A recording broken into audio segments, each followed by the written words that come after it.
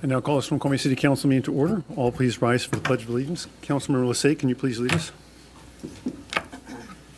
Pledge allegiance to the flag of the United States of America and to the republic for which it stands, one nation, under God, indivisible, with liberty and justice for all. And I'd like to ask the City Clerk to please take the roll call. Councilmember Jeans. Here. Councilmember Ross. Here. Councilmember Holloway. Here. Councilmember Mayhew. Present. Councilmember Lassay. Here. Councilmember Sundwall. Here. Councilmember Shepherd. Here. Mayor Larson. I am here. May I have a motion to approve the agenda? A motion and a second. So moved. Second. A motion and a second to approve the agenda as stated. Is there any discussion? Councilmember Shepherd?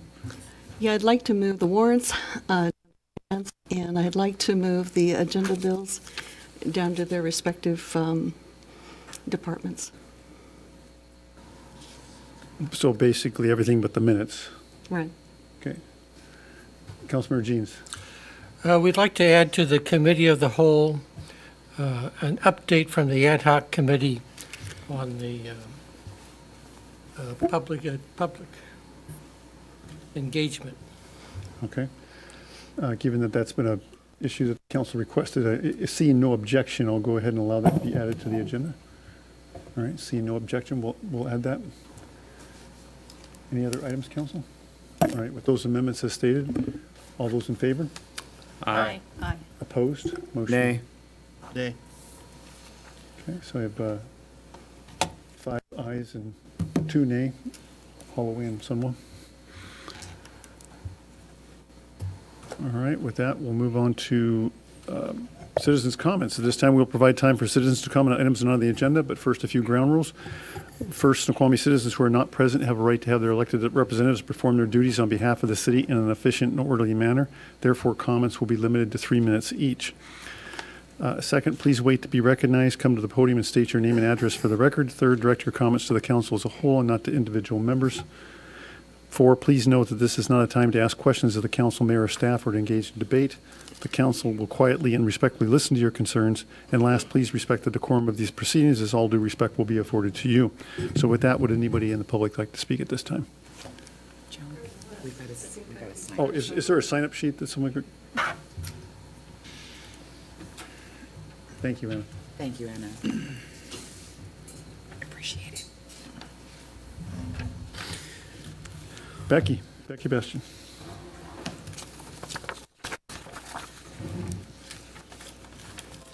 Good evening, council, mayor. Good evening, citizens.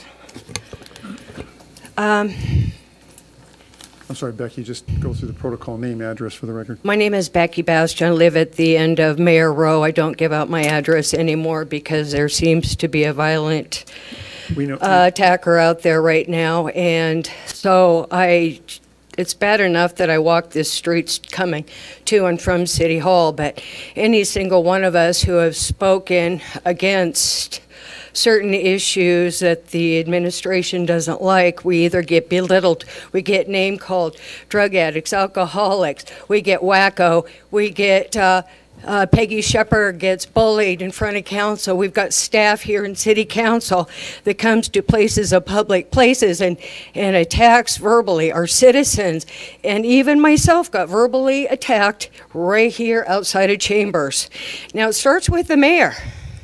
Mayor, you're not being a shining example for the community or the citizens of this city, because you can bully and they can bully and they can bully and talk. When you don't think that people are watching YouTube, you'd be surprised how many people are watching YouTube and are watching exactly how this council meetings are being handled. And I'm tired of it. We're all tired of it. Come on, people, stand up and do the right thing.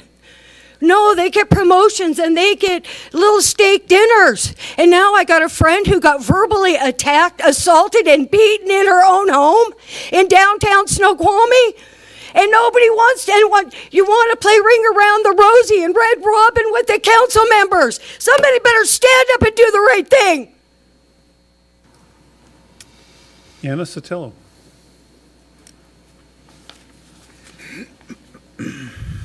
Anna Sotelo, 7713 Center Boulevard Southeast. That's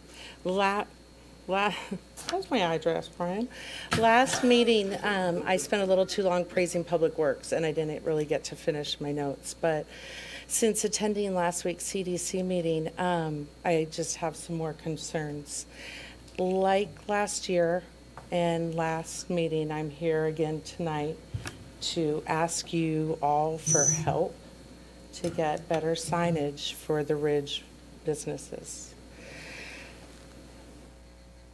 Just showing where we are, changing maybe the name, whatever we need to do. I don't know. I'm asking you guys for that help because I don't know. I'm confused because this signage seemed like it was a priority before the budgeting. I was really saddened to hear at the CDC meeting that an official tourism plan wouldn't even possibly begin prior to fall of 2019. As I said before to all of you, time is of the essence for us. Since I opened my doors in 2007, I was under the impression that we had been working on a tourism plan, that we had one, the one that kind of is in place. Nearly 2 years ago, Ridge Merchants began a series of meetings with Bob Larson, with Mayor Larson, and with council member at the time regarding tourism and businesses. So again, this is disappointing because as we expressed to the mayor and Bob Larson nearly 2 years ago, time is of the essence for us. I'm concerned that the plans to help the Ridge merchants, like this CAI study, never got completed. So there was money budgeted, things were supposed to happen that didn't happen. And again, I'm asking you guys for your help. Can you please help us to capture the tourism that the downtown merchants feel, as Bob Jean said, is overwhelming to them? Can you please show them how to get to the Ridge neighborhood? Is it the marketplace? And I guess that's kind of the question because there's so many different names. What are we, who are we, and how do you get there? Thank you. Thank you, Anna. Is there anyone else that didn't have a chance to sign up? Monica.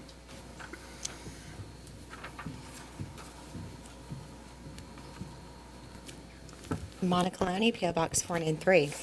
Okay, I want to address a few issues tonight. The first is Fisher Avenue. The last time I spoke, which was about a month and a half ago, I believe, I was asking what was happening at this intersection. We were told something would happen in January. Then we were told something would happen by mid-February. Now we're almost in mid-March. Still nothing.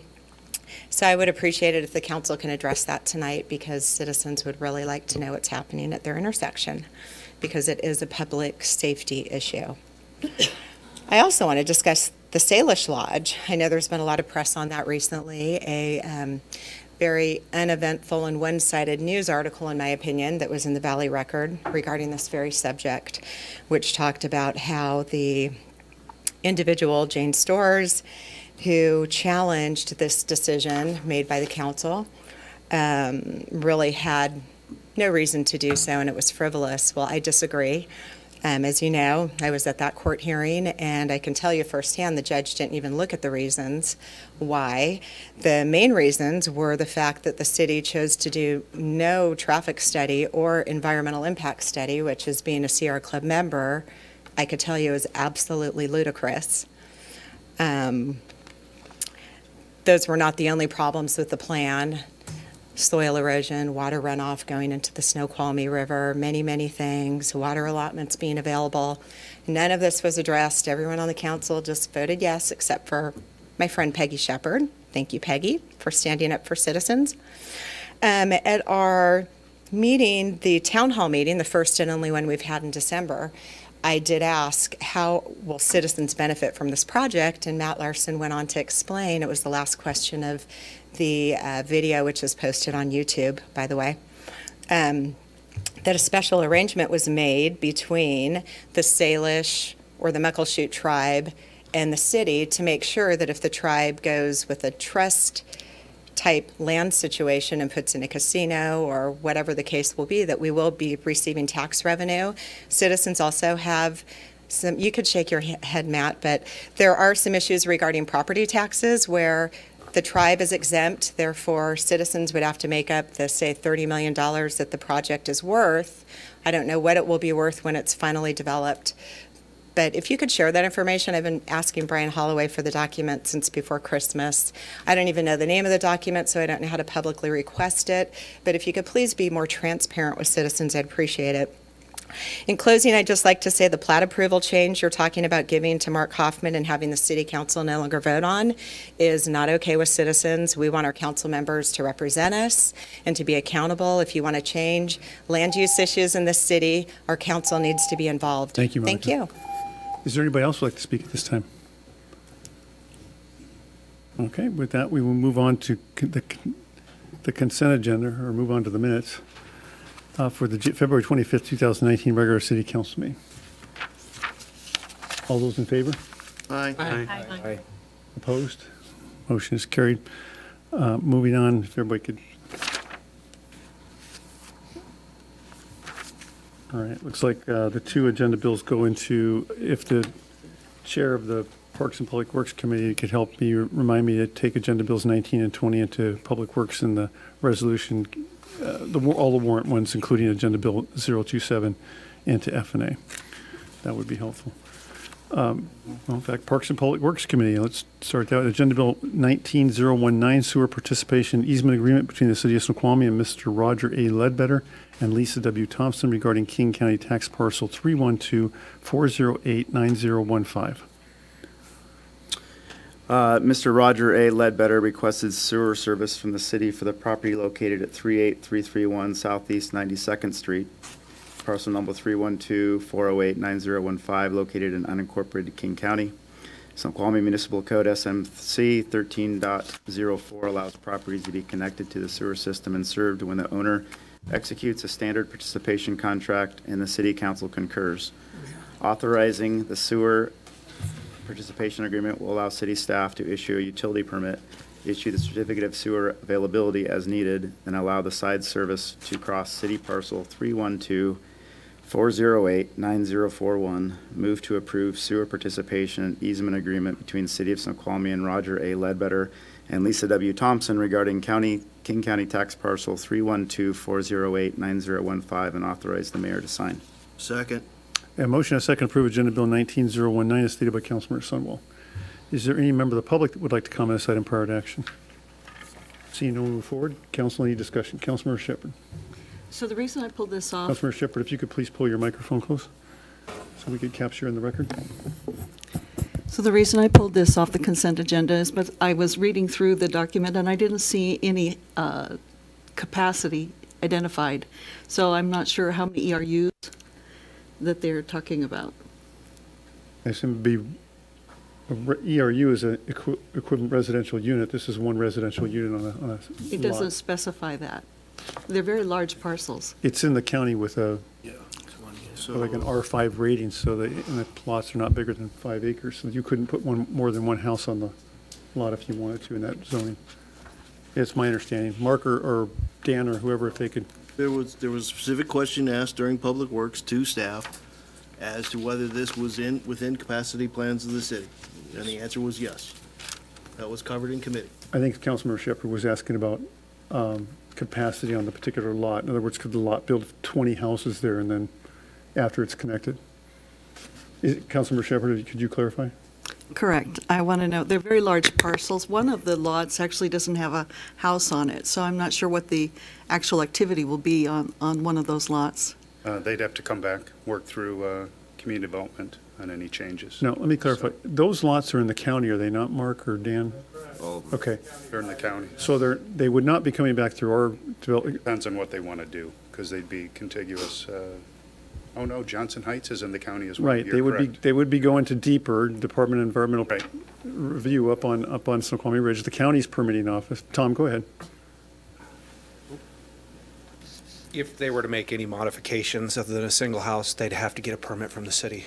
The city's municipal code for sewer requires a permit for any modifications. So it doesn't matter whether they're in the county or not, they still have to get a permit for any changes or modifications. This is a single family To our residence. service, yeah. So so. They're subject to municipal code when you approve this and they sign that agreement. So where is it specified that it's going to be only one ERU? It's a residential house. That'll be on the permit that we issue. We have not issued the permit yet. because I have to have approval from you before we can issue the permit. When we issue the permit, it'll be for one residential house. So if we approve this, if they want to say make it a duplex, does it come back to council or not? It wouldn't come back to council, but we Okay. wouldn't approve on one lot, two houses making one connection, so. Because I noticed that these lots, if you put them together, they are side by side. If you put them together, they kind of are about the same size as the whole street that's nearby that's got several houses on it. So I wasn't sure if in some future time, and also, my daughter was interested in having a sewer connection several houses down, and she was told she wasn't able to do that. So are we able to offer this to other people on the street or not? Everybody within Justin? the South Snoqualmie Hills sewer area on a case-by-case basis, when they make a request, then I bring it forward to council for approval. Tom, it would be, in the case of her daughter, if it's several houses in, it would require a public sewer line or extension several houses in. Well, it all depends on where it's located. Right. So So if far we've it's only- serviceable, Point of order, are we here tonight to work the daughter's sewage connection? Point sustained. So we're back to the agenda, Bill. Councilmember Sheriff make a comment that one of the empty lots, I seem to recall, Chair, perhaps you could refresh my memory at the Public Works Committee, that we actually looked at those two lots and there were structures on each of those lots, are there not? No, we did, there's only a structure on one. We figured since we had enough water to do with the entire Snoqualmie Hills West development, I don't think we got into a lot of detail about an acre or whatever this is. So, our bad, I guess, for not going that detailed, but we figured one or two houses would probably be, not tax the city's water reserves. Yeah, or sewer capacity, sewer treatment capacity. they already have city water, so they're already Sewer, served. sorry. Both lots are already served by city water. All right, thank you, Tom. Any other discussion, council? All right, all those in favor? Aye. Opposed? No. All right, motion carries. On to Agenda Bill 19020, it's sewer participation and easement agreement between the City of Snoqualmie and Mr. Roger A. Ledbetter and Lisa W. Thompson regarding King County Tax Parcel 312408967. Do we need to do this again? Unfortunately, we do. Mr. Roger A. Ledbetter requested sewer service in the city for the property located at 38333 Southeast 92nd Street, parcel number 312408967, located in unincorporated King County. Snoqualmie Municipal Code SMC 13.04 allows properties to be connected to the sewer system and served when the owner executes a standard participation contract and the city council concurs. Authorizing the sewer participation agreement will allow city staff to issue a utility permit, issue the certificate of sewer availability as needed, and allow the side service to cross city parcel 312408941. Move to approve sewer participation and easement agreement between the City of Snoqualmie and Roger A. Ledbetter and Lisa W. Thompson regarding King County tax parcel 312408967, and authorize the mayor to sign. Second. Motion and a second to approve Agenda Bill 19020 as stated by Councilmember Sunwell. Is there any member of the public that would like to comment on this item prior to action? Seeing no one move forward, council, any discussion? Councilmember Mayhew. Call the question. Question has been called. Council, all in favor of calling the question? Aye. Aye. Aye. Opposed? Nay. All right, motion's carried with a supermajority. All those in favor? Aye. Opposed? Motion is carried. No. With one nay. All right. Agenda Bill 19022, Amendment Number 6 with RH2 for Reclaimed Water Irrigation System Analysis Feasibility Study. In January of 2018, the Washington State Department of Ecology adopted WAC 173-219, a code that addresses the reclaimed water rules. Among other requirements, this rule requires facilities delivering reclaimed water to properly treat and disinfect the water prior to delivery in order to protect public health. This new rule will affect the City of Snoqualmie's current procedures and infrastructure and requires an upgrade to our infrastructure in order to ensure compliance with the new regulations. Department of Ecology requires that the city must implement a solution prior to May of 2021. The city has been working with RH2 Engineering to assist with agency coordination and evaluation of potential solutions. Several alternative concepts have been explored that appear to meet agency requirements, but further analysis is required to formally evaluate the preferred project options and coordinate an optimized solution before ecology and the city. Move to approve Amendment 6 with RH2 for reclaimed water irrigation system analysis feasibility study and authorize the mayor to sign. Second. I have a motion and a second to approve Agenda Bill 19022 as stated by Councilmember Sunwell. Is there any member of the public that would like to comment on this item prior to action? Seeing no one move forward, any discussion, council? So this is the part where I'm supposed to, those awesome notes I took on last week that I cannot find. I was supposed to mitigate a bunch of prospective questions from council, so I apologize. I took great notes for once in my life, and then I've managed to lose them. So I will not be able to recap these from memory in a sufficient way. So in the context of the next two that we're going to see, if you could maybe help distinguish for us real quick what these two things that we're going to be talking about are. Right, sure. This one as opposed to The next five. one. Sure. Yeah. Yeah, okay. So these are follow-on to our initial contract for what we call our water reclamation facility phase 1. So same contract. These kind of grew out of the need to up our permit, to redo our permit. So it all falls in within this same purview of this contract. It's a new rule by Ecology from January 2018. It affects all reclaimed water suppliers and users. In this case, since we are pulling water and distributing it to public places from Eagle Lake, it's reclaimed water, we have to implement these new rules, or at least address the new rules with Ecology. We've met with Ecology. They're not going to let us do nothing. So we have to essentially do a feasibility study to determine the solutions that we've looked at, these preliminary solutions we've looked at. We need to kind of flesh that out and do the analysis and determine the best solution. And that's what this is, $26,000 is for. Councilor Mayhew. Just have one question. The $25,000, $26,000, is this within the budget that was passed for this year? Yes. Thanks. All right, if there's no further discussion, all those in favor? Oh, Councilor Aye. Shepherd. Sorry, Councilor Shepherd. And so from what I understand, this is going to impact what the water, if this used in Eagle Lake, will be? Not yet. Potentially, or that's another discussion? That's the next step. Yeah, it's kind of, yeah, That's it's the a separate next discussion, I'd say.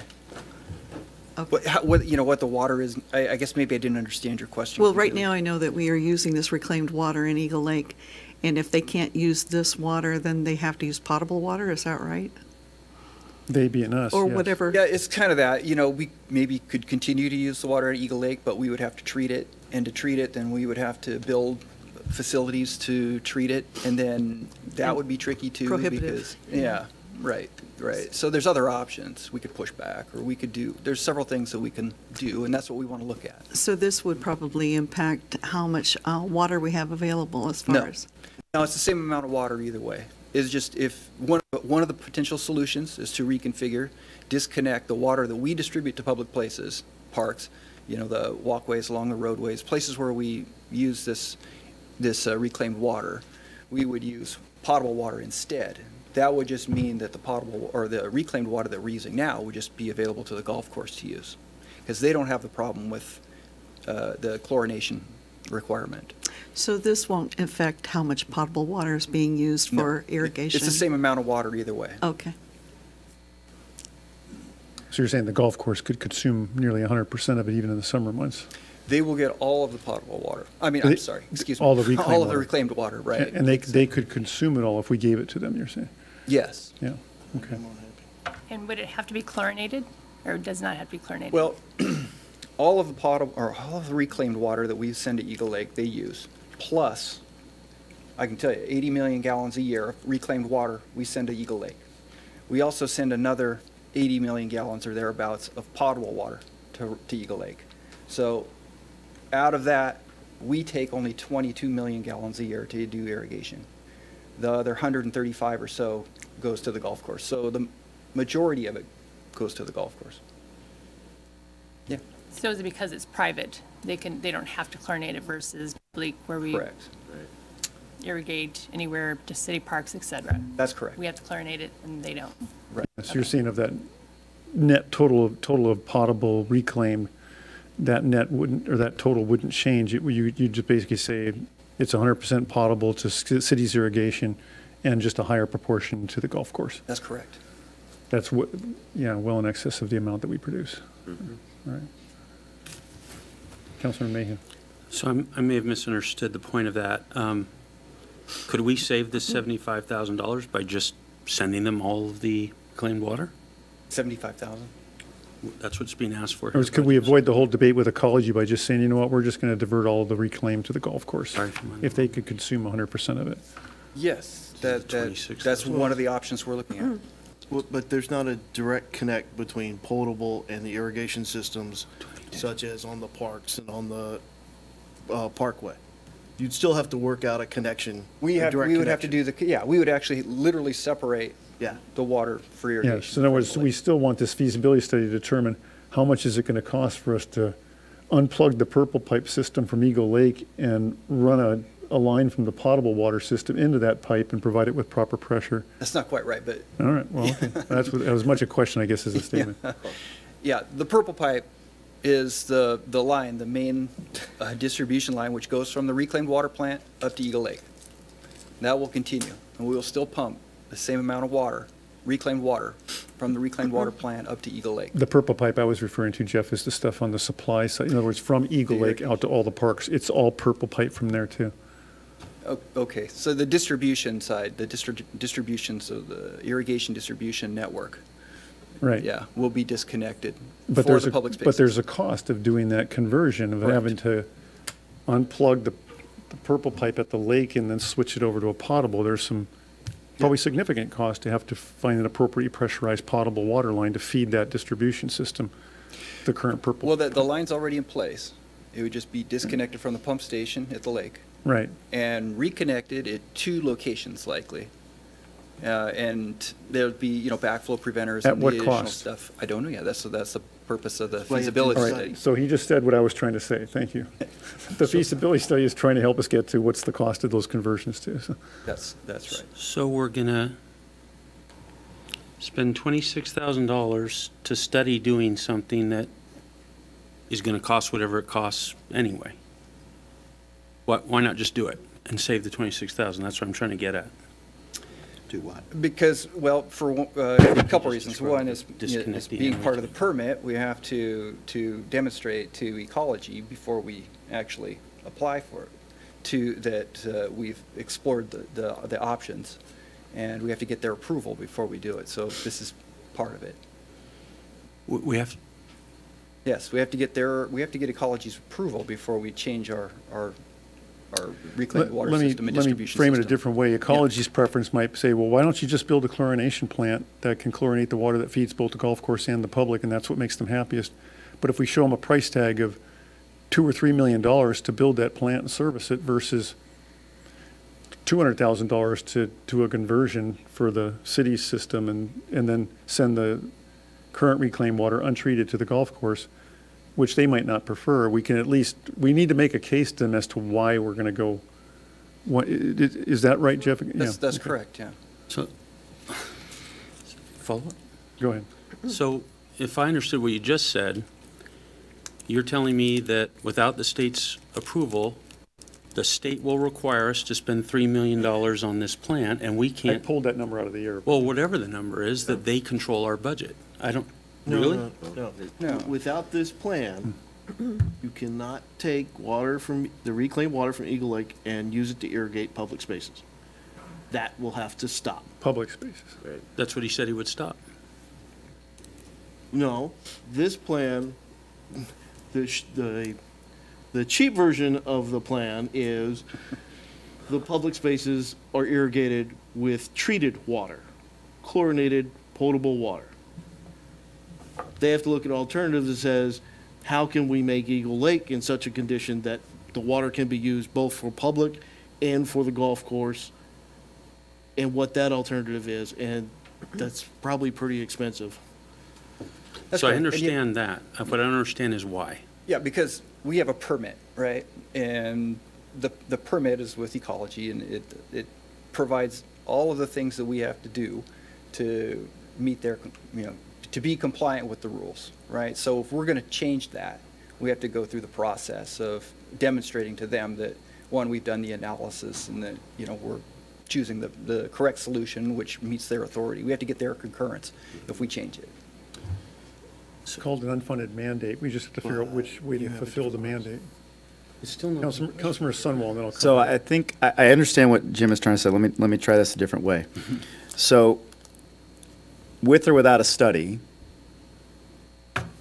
fair to say that so there's two options. Build a plant up there that can make the water all clean and make them happy, or disconnect water that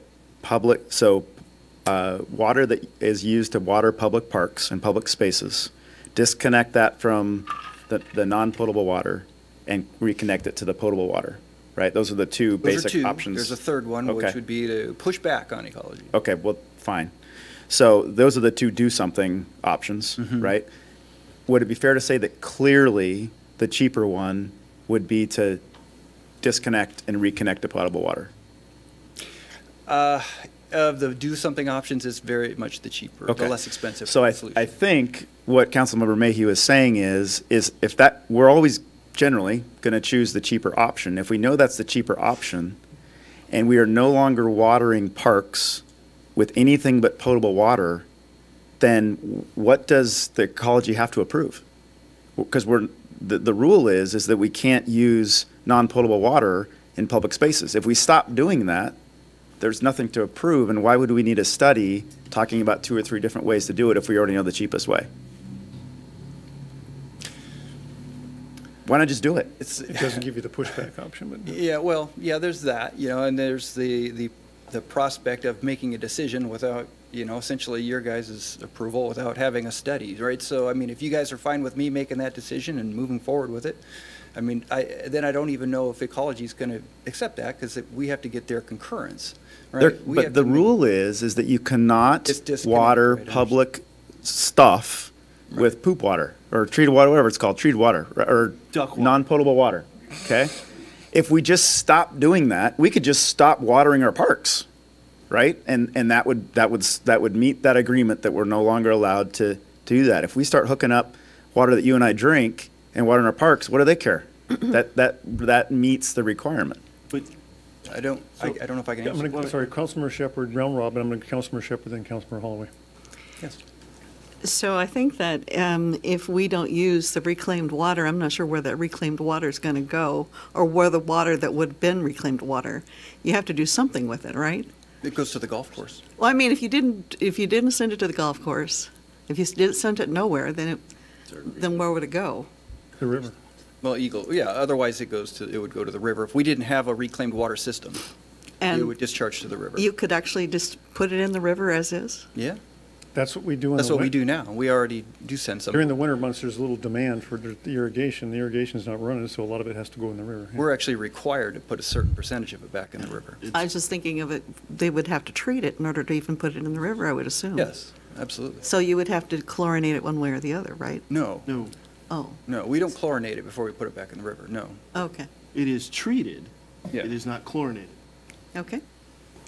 The residual treatment that they're requiring is against all the bacteria and buildup that could happen throughout miles of distribution pipes if it's released right at the source. Councilmember Holloway and Councilmember Lissay. Okay, so let me try Jim's thing again, though.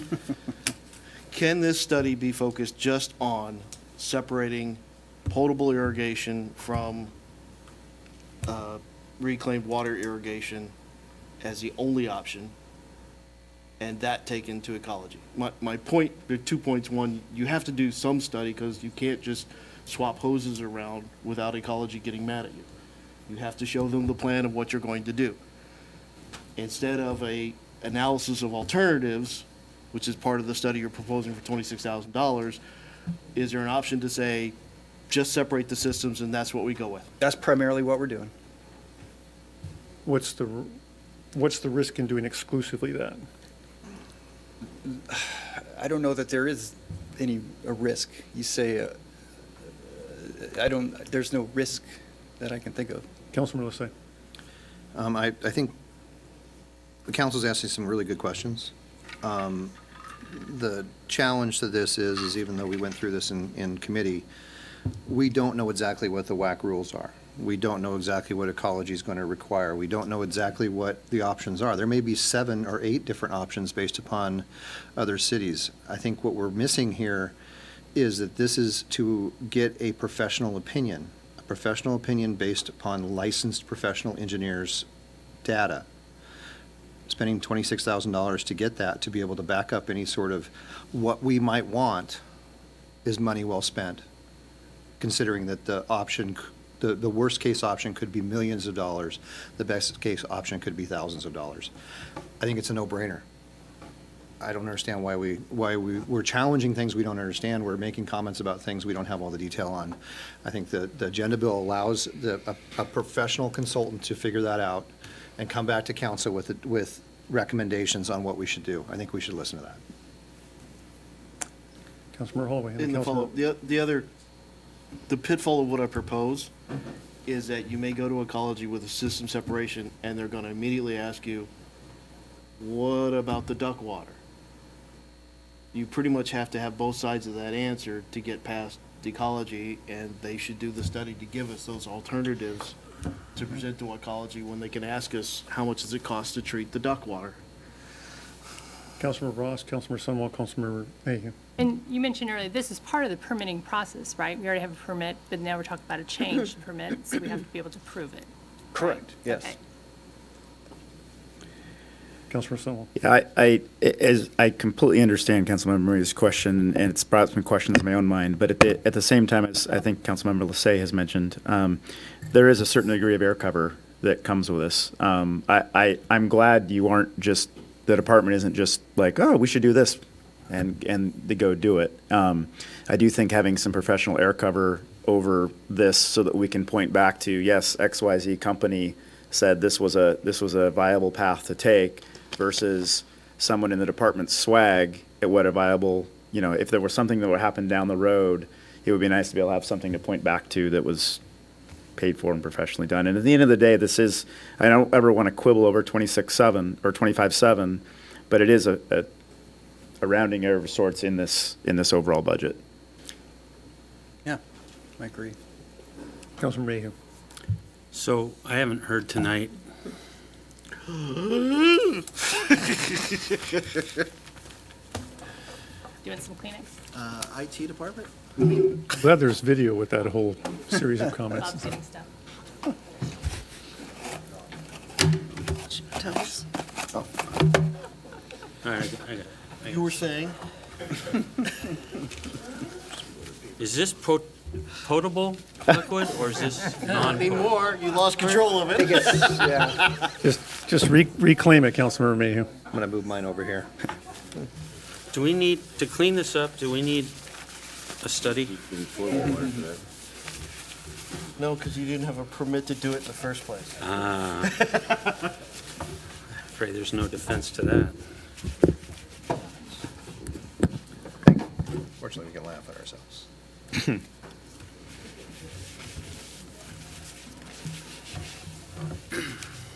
What can I tell you? So that's evidently what happens when you let me talk for a third time on the same agenda bill. Go ahead, Councilmember Mayhew. Okay. Let's get out of your way, then you can receive your shit. I got it. Thanks. All right. We're missing one. Oh, he's there. Standing back for a little bit. Don't blame me. I haven't heard anything that convinces me that we need to spend this $26,000 tonight. I heard there's no risk in proceeding with the low-cost plan. I've heard that we don't know what the WAC requires, which to me doesn't get me to vote for spending $26,000. I don't think $26,000 is small. That's almost the amount of the the property tax increase that we talked about for this whole year that we didn't pass. So it's 10% of our human services budget. It would allow us to significantly increase human services. Now, granted, this comes out of a source that couldn't be used for that point, but $26,000 is, it's an amount that's worth paying attention to. So unless I'm convinced that, or I don't know if convince is the word, but unless I hear something solid that says that explains why we have to spend this money and why just doing what we're planning to do is a problem, I'm not for spending this money. Now, maybe we need to get a little more information, but with the information I've heard tonight, I would not vote for this. Well, Councilmember Shepherd? Oh, I was going to say that I think that this is a requirement by the state, so we really don't have an option. And I think that the downside, if we just pour this water into the river, then we have less water capacity for the homes. If you start using potable water for all your irrigation. So I think that we need, and I don't know any more than that, but that would tend to I would vote for this because I think we need to understand what we've got. I would say that's true. And to get back to Councilmember Mayhew's comment, we do need this. We can't really just go off and make this decision without concurrence from ecology. Ecology is going to expect a report. I don't believe that, you know, we can just take it to them and say, this is what we think it's going to cost and this is what we plan to do without having done any engineering. So I think we have to have this study done. Well, I want to clarify again. Water wouldn't be dumped in the river during the summer months, as Jeff said several times now. The water would simply be 100% used for the golf course, so not taking more potable. Councilmember Holloway, or Jeff, did you want to add to that before I go to Councilmember Holloway? Yeah, and it's not all of the reclaimed water. It's not all of the water which comes out of the wastewater facility goes up to the golf course. We still have a minimum requirement of what we have to put back in the river. And in fact, Amendment number 5, which you're going to see here after this, talks just about that specifically. But which otherwise would have to be potable water going in the river. Potable water? No. Well, I mean, in the river? It's the river flows given tribes demands for, you know, not depleting aquifers. Oh, I see what you're stuff, saying. yeah. Right. So in other words, many cities end up putting potable water back in rivers to meet those requirements. So I don't want to get off on a rabbit trail here, but getting into complex water issues. But you're right. You're right. If whatever reclaimed water that we don't send up there has to be made up by. Actually, I'm going to ask that we just stay on focus with the agenda, Bill, because we are, as much as I find the topic interesting, we were going to creep into this water capacity issue. Councilmember Holloway. Okay, well, and kind of as he said, you're going to have to do some study of some sort. The discussion you can have is what scope you want that study to take. And I guess what we're probably saying is probably do the full analysis at this figure so that you can have a discussions with ecology of alternatives and looked at and why you can't chlorinate Eagle Lake. It's best to have that kind of conversation versus we're just separating the systems and hope the question doesn't get asked of what are you doing with the rest of it. You might as well do the full analysis. This is not a large ticket item for that. Jeff, is this in part fall into the category of you don't know what you don't know, so you want to make sure that you've vetted all options, including ones we're not even aware of that other expert might bring to the table, and one might be a means of convincing ecology that the current system is safe enough to leave it largely as is, and which would be even more cost effective. Potentially. Yeah, we've sussed most of that out. A Hail Mary pass, but potentially. We've looked at that and vetted it pretty carefully at this point. However, you know, as part of this feasibility study, as part of this study, it takes into account what are our objectives, why are we doing it, and you know we have to kind of demonstrate to ecology that we've thought through this thing. We have to develop, you know, whatever criteria are available to make the decision and then come up with a solution which is viable, and that's what we have to demonstrate. So that's what this study is. See no further discussion. All those in favor? Aye. Aye. Opposed? No. All right. Agenda bill passes 6-1 with Councilmember Mayhew, nay. All right, any other reports for Public Parks and Public Works? Oh, I'm sorry. Agenda Bill 19023, we're not done yet. We're not done, no. Got a couple more. Amendment number 5 with RH2 for water reclamation facility and North Wellfield water treatment facility improvements. The City Council previously approved funds to complete work, Council Agenda Number 18-107 on date August 27, 2018, on the renewal of the city NPDES permit for our reclaimed water and wastewater treatment facility. During the permitting process, the Department of Ecology informed the city of a new rule that was approved on January 23, 2018, WAC 173-219, that requires the city to conduct additional analysis of our treatment facility. The work is required to be submitted to Ecology for review prior to issuing the city a new reclaimed water permit. In addition, our operational staff need regular on-call support for professional engineering services to properly operate and maintain the sewer system throughout the year, as described in more detail in the staff report and scope of work. This work will be funded from the approved 2019 sewer operations budget. Move to approve amendment number 5 with RH2 for water reclamation facility and North Wellfield water treatment facility improvements, and authorize the mayor to sign. Second. I have a motion and a second to approve Agenda Bill 19023 as stated by Councilmember Sunwell. Is there any member of the public that would like to comment on this item prior to action? Seeing no one move forward. Any discussion, council? All right, with that, all those in favor? Aye. Aye. Aye. Opposed? No? Motion passes 6-1. Excellent job, Tom. Thank you. It's a bummer. Agenda Bill 19026, Resolution 1482, determining the lowest responsive bidder and awarding a public works contract to the authorizing and execution of a contract with KLB Construction Company for the Snoqualmie Infrastructure Improvement Project. This project will repair or replace existing water main, roadway surface, and various repairs to stormwater facilities along Gamma, Alpha, and Delta Streets, as well as Schussman, Euclid, and a portion of Falls Avenue. Construction amount accounted for in the 2018 revenue bond is $4,316,700. The low base bid submitted by KLB Construction at $3,044,337.55. Move to adopt Resolution 1482, determining the lowest responsive bidder and awarding appurtenances. No, just kidding. Just want to make sure you're paying attention. Public Works Contract 2 and authorizing execution of a contract with KLB Construction Company for the Snoqualmie Infrastructure Improvement Project, and authorize the mayor to sign. Second. Motion and a second to approve Agenda Bill 19026, stated by Councilmember Sunwall. Is there any member of the public that would like to comment on this item prior to action? Seeing no one move forward. Discussion.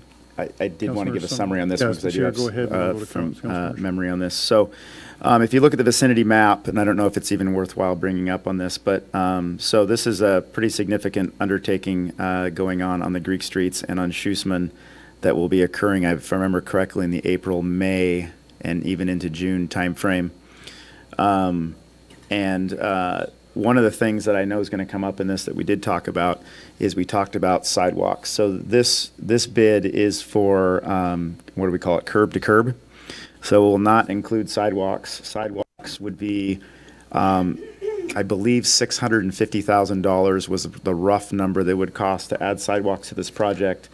And as I believe it was Dan pointed out in committee, we have a few sidewalk panels up on the ridge and in other places in the community that are in great disrepair that need to be fixed before we start adding sidewalks where they don't exist. So that was the rationale for not including, that's my recollection of the rationale for not including sidewalks in this, because as you'll notice, when you're saving 1.3, no, what was the difference between there was about $1 million difference between the engineer's estimate and what it's actually going to, and what the low bid was. The thought was, oh, where do we spend that money?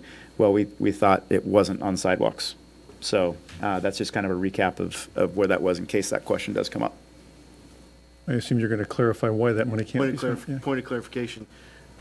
This utility project, so the Councilman Holloway, funds, if you could pull the microphone. it's a utility project and utility bonds, so the funds cannot be used for sidewalks. Correct. We'd have to pull it out of general funds, and we really are in the discussion what the priority is of things within capital and the general fund.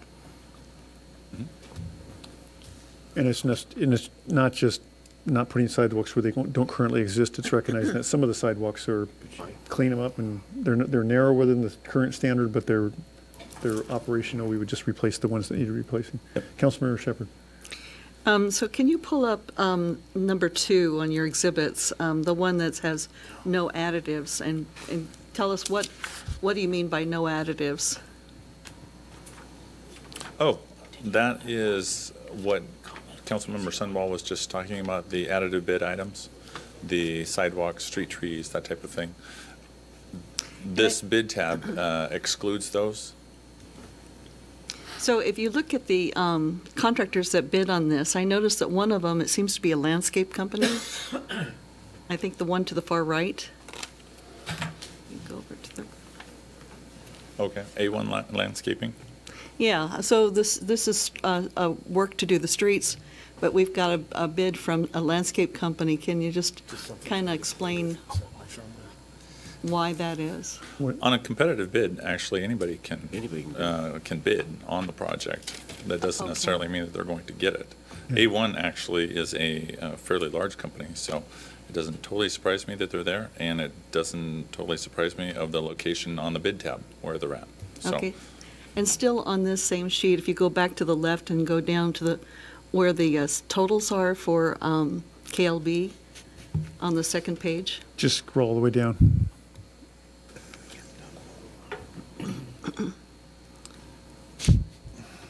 Down. There's another page. Down, keep going down. Okay.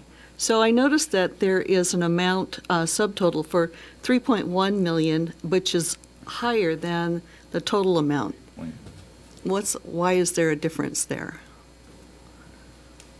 If you scroll down, you'll see the other total. If you Correct. That corresponds with the estimate, the portion of the engineer's estimate. That number is not, I'm sorry, the location, it should have been deleted, but that corresponds with the engineer's estimate, not the KLB construction. So when one column's engineer's estimate, the other column is the actual Well, bid. that particular cell in the spreadsheet honestly should have just been deleted. Okay. So another question is, when we use, this is $3 million, besides being the lowest bidder, do we do any look into a contractor's history as far as reliability before we make a decision? You mean like call references and stuff like that? Yeah. Many times if we haven't dealt with them before, we haven't dealt with KLB for quite some time, but their reputation throughout the industry is, they're very large and very well known, so. The reputation is being large and well known? Or No, I mean, they're a very large company. They've done a significant amount of work around the region. I think the question is more, are they reputable and considered a quality, good, reputable company? That's what Councilmember Shepherd's looking for. Yes. All right, thank you. Councilmember Sumwell? One other thing I failed. Actually, I think I was going to go around Robin. Councilmember Ross hasn't had many turns. So the engineering quote is 3.7 million, but 6 of the companies that quoted are less than that. And it seems like when they do the estimate, are they taking the highest cost? Or why would they be so high compared to 6 out of 7 companies? It depends on what bid tabs they're working from. Also, as I talked about in the committee, engineers don't want to buy the project. They don't want to be the low bidder usually, so they will add a certain percentage of contingency within their estimate. But I'm talking about our engineering. I know. Okay. That's what I'm saying. Typically, engineer's estimate has a little extra in there, just because they don't, like I said, they don't want to be the low bid. Actually, I think when I saw the bid tab versus their engineer's estimate, they were right in the middle, really close to the middle of the pack, and which is really where you want to be. And with the contractors in their estimating, how they do their bids, is how hungry are they? What is the bidding environment? Last year was very competitive, and we had a hard time getting contractors out here. This year, it's not as busy. Councilmember Sunwell. To that point, a great question was asked in committee was, I think it was actually Councilmember Lassay, but there's $1 million difference between the top and the low bid. That's 25% difference. And so the question was similar to what Councilmember Shepherd had asked is, I think by law, we have to accept the most responsible and lowest bidder. So the key is what makes a company responsible, right? And as you had explained, different companies have different resource levels at a particular time. It's quite possible that A1 Landscape didn't actually really want the job enough to spend a bunch of time, sharpening their pencil, because maybe they'd have to give up a better project to do this one. So there was some good questioning around whether KLB itself was reputable.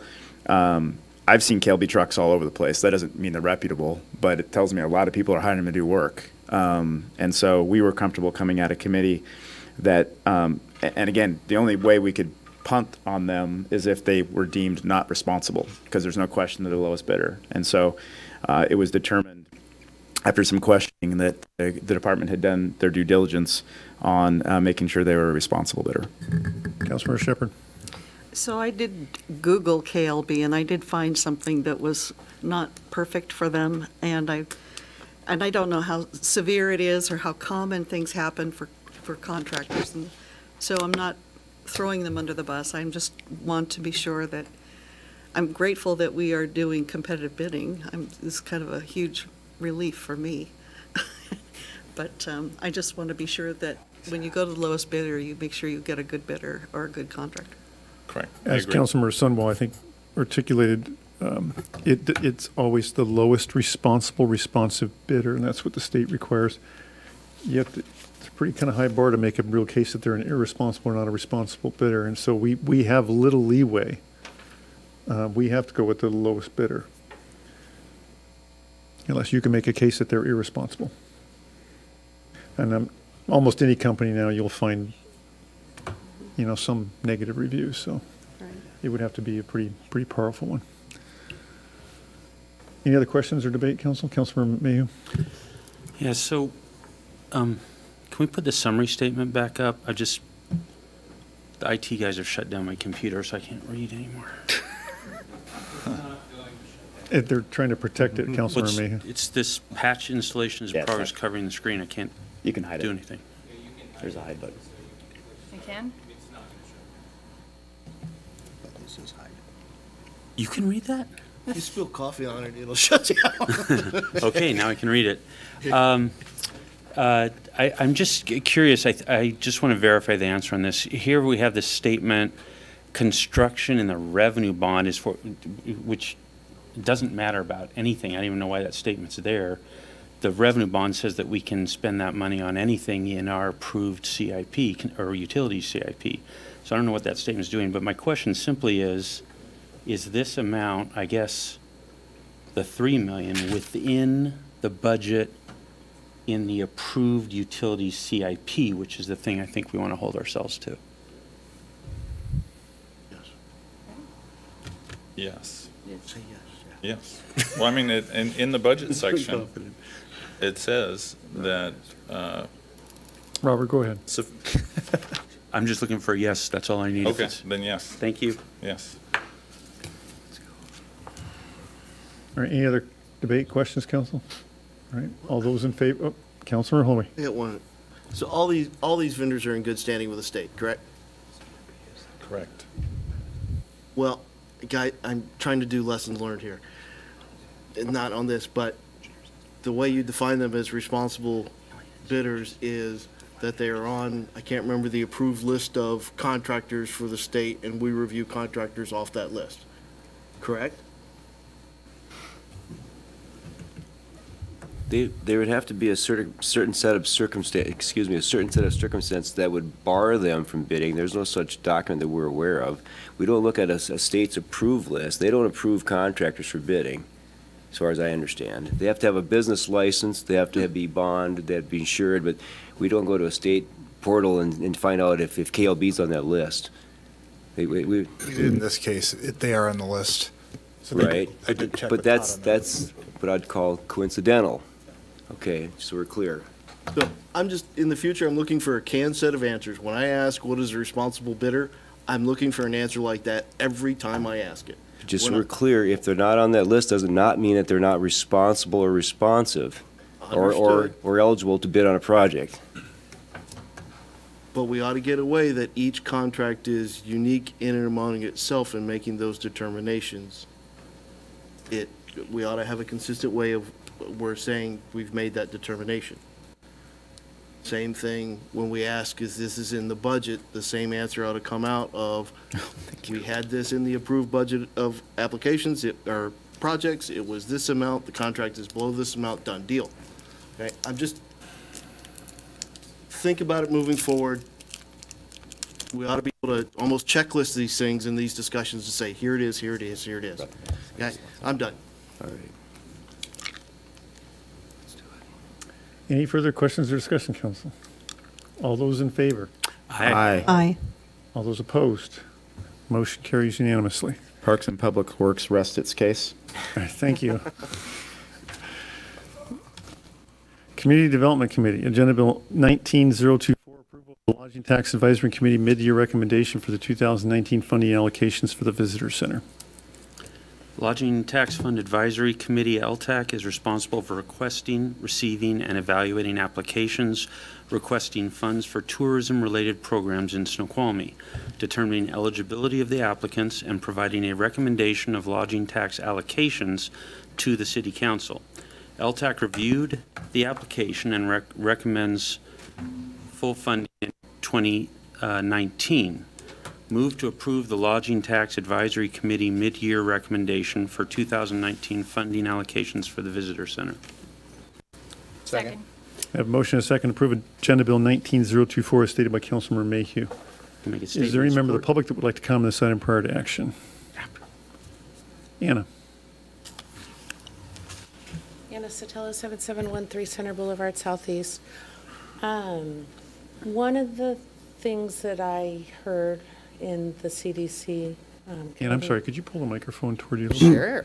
One of the things I heard in the CDC meeting that kind of concerned me, because the questions that the council members did ask, was at the visitor center that the tools will be available. One of my concerns last year, though, was the tool that was the map that was being distributed was actually only the winners of the Savor Snoqualmie. Isn't that who we were partnering with? So it was really kind of earmarked who was on this list. So one of the things I'd really, really, really like to see is that all of the businesses are on a map where they are, just everyone, and not just winners from contests, from Google Docs. That's all. Thank you. Thank you, Anna. Anybody else? All right, Councilmember Mayhew. So, council members, I'll remind you that 3 meetings ago, this agenda bill for funding for the Visitor Center came up, and we postponed consideration of that item, asking that before we voted on it, that the CDC, the Community Development Committee, obtain a timetable for creating a tourist plan for the city. We've held 2 meetings where that was discussed with staff, and during those meetings we learned from staff that in 2019, several things here. First off, in 2019, there isn't any budget for implementing elements of a potential tourist plan. There is funding for a certain amount of staff time to help create a plan, and there is some limited budget for external resources to be used in support of creating a tourist plan. The key point is that there are several fairly recent studies, as well as the city's own comprehensive plan, that includes quite a bit of information on most aspects of what would go into a tourist plan. So the timeline, therefore, is focused on having the council, first the Community Development Council or Committee, and then the council and administration spend most of 2019 going over that existing information that's available, distilling it into a set of priorities and projects that would then be the basis for a plan or then would be a plan that we could then look to fund and implement in 2020. With the council's permission, we asked Community Development Director to go over a timeline in a little more detail of creating that tourist plan, kind of go over briefly for you what the key things that will be looked at and kind of what the timeline is and why that amount of time looks like it's needed to get this done. Mark Hoffman, Community Development Director, City of Snoqualmie. You have in 3 forms a memo that I wrote this afternoon. I didn't have time last week, but it's reflective of that timeline that we discussed the 2 prior Community Development Committee meetings. Instead of rambling on and mumbling, I thought I would put it in writing so you could take it with you. The sequence is that it's essentially a 2-part general timeline. We'll bring it back to the CD committee at the next meeting next Monday and start adding more detail, milestones, dates, and so forth. One of the changes that's reflected in this document as opposed to the general discussion last Monday is that in further smarting the council goals and objectives, I re-reviewed the priority of those objectives, and this one is the highest. So based on that, we can't juggle any current planning or projects. We're going forward with those. But in looking forward at the number of hands we have and what we're facing, we've revised it upwards. So instead of focusing step 2 over the winter, we've moved step 1 to the beginning of the summer, and that gives us August, September to do step 2. Essentially, step 1 is a re-review of everything that's in place. When this effort started, there were some comments about not knowing what efforts are current or that there were any. And this first step would clearly show what those are, whether it's Main Street, et cetera. Once we know that, as Councilmember Mayhew said, there is some budgeted money for specialized professional assistance. So at that point, you'll know several categories. 1, what's underway, what's accomplished, what remains in those plans and reports that's still valid but are unfinished. You get a chance as a council to look at those and decide how to go forward. Depending what's on that list, it's either going to be done by staff in the community and the merchants, or we have the resources to target that and come up with a tourism plan. The uncertainty that we have right now is that the way the objective is worded, it's more than just a tourism plan. The objective is worded as to driving revenue from tourism. So there's going to be some elements of working with finance to round that out, but I envision that being. So if we do the step 1 work from May, June, and July and are prepared then to spend the latter part of the summer when the public is still engaged, and I put August, September for step 2 with optimism that at that point, whatever the directive is, would carry over. So whether that's October, November, December with a consultant and a subset of those tasks and something that you call a tourism plan, that resource would be available and be completed in time to focus on 2020. If I could just finish just say that with regard to the agenda bill, this is to keep a physical tourist center for this season.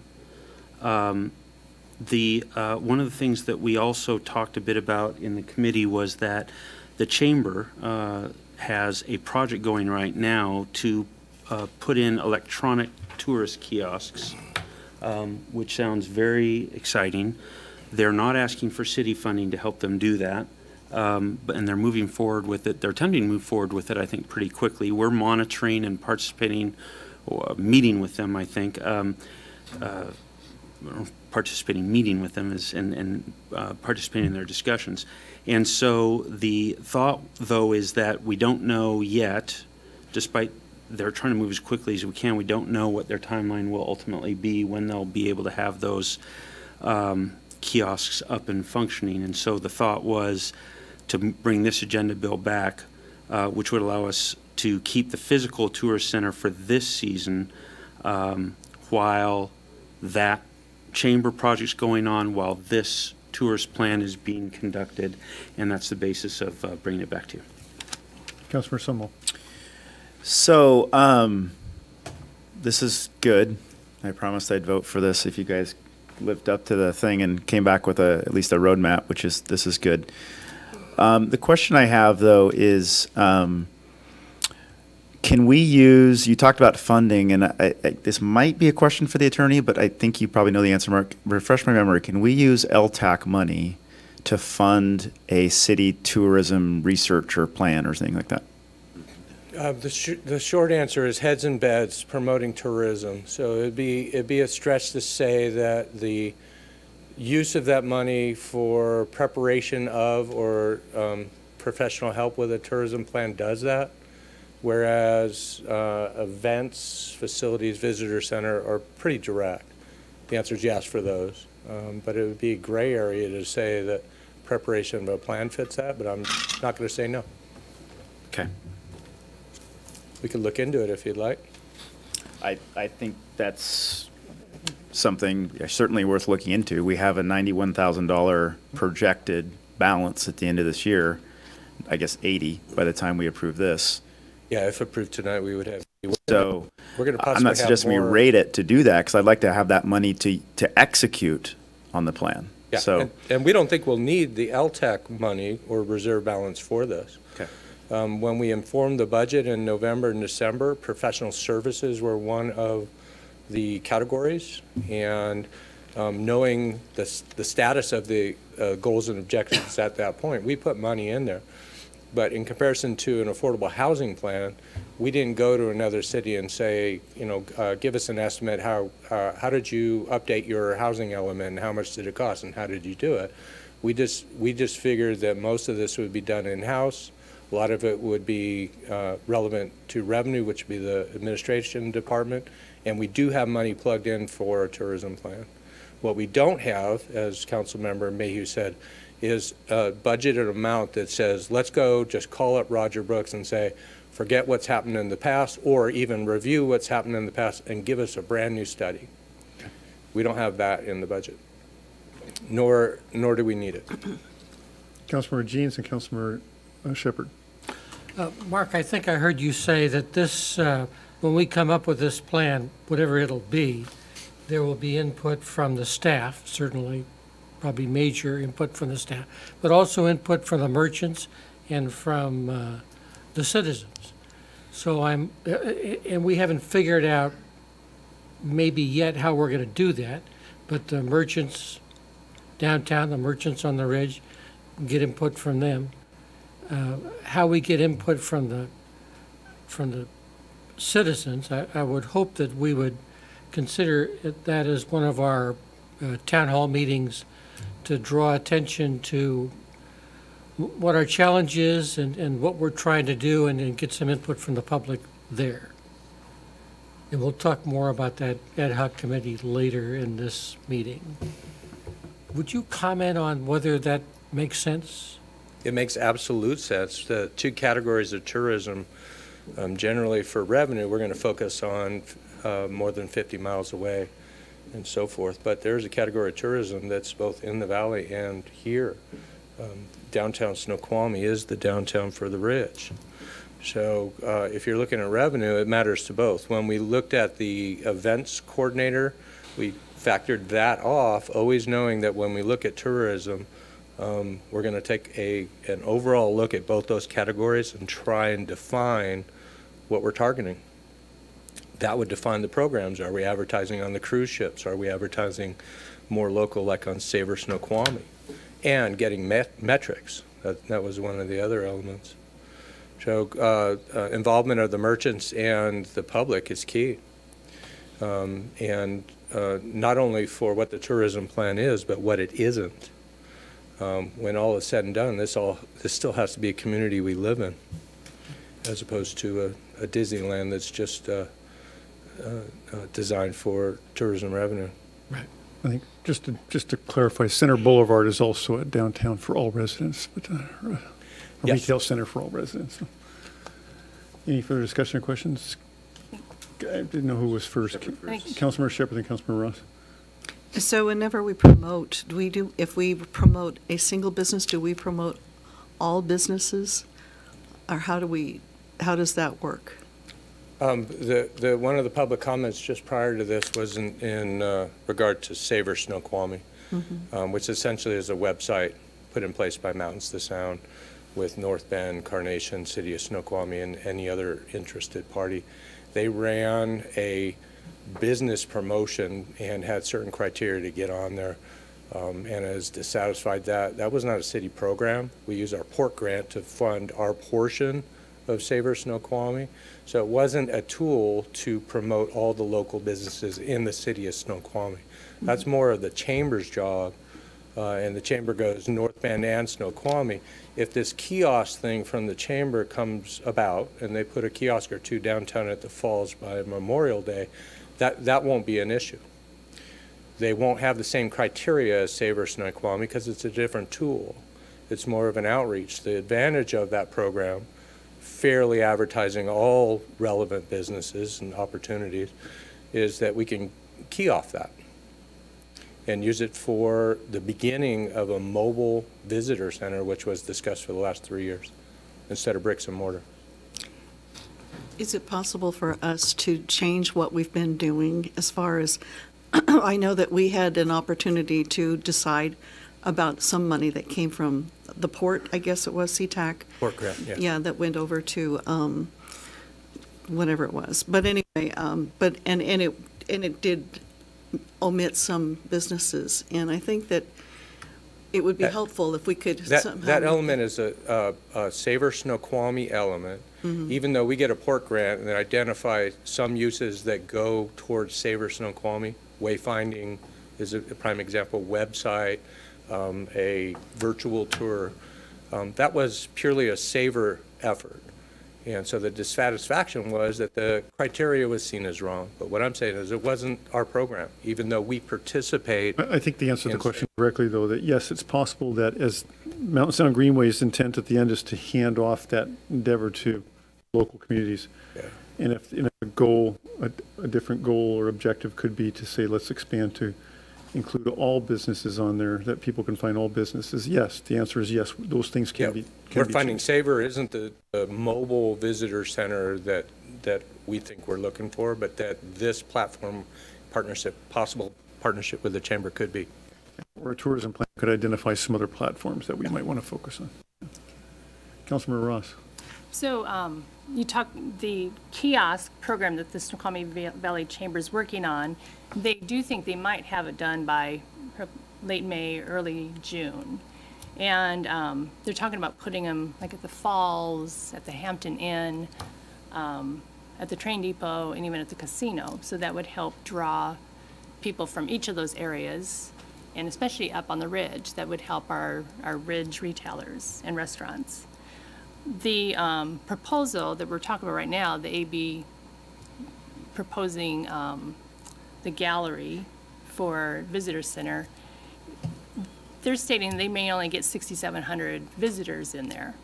And I don't think that represents what we receive at the train depot every summer, which is about 120,000 people, or what we see at the Falls, which is about 2 million people.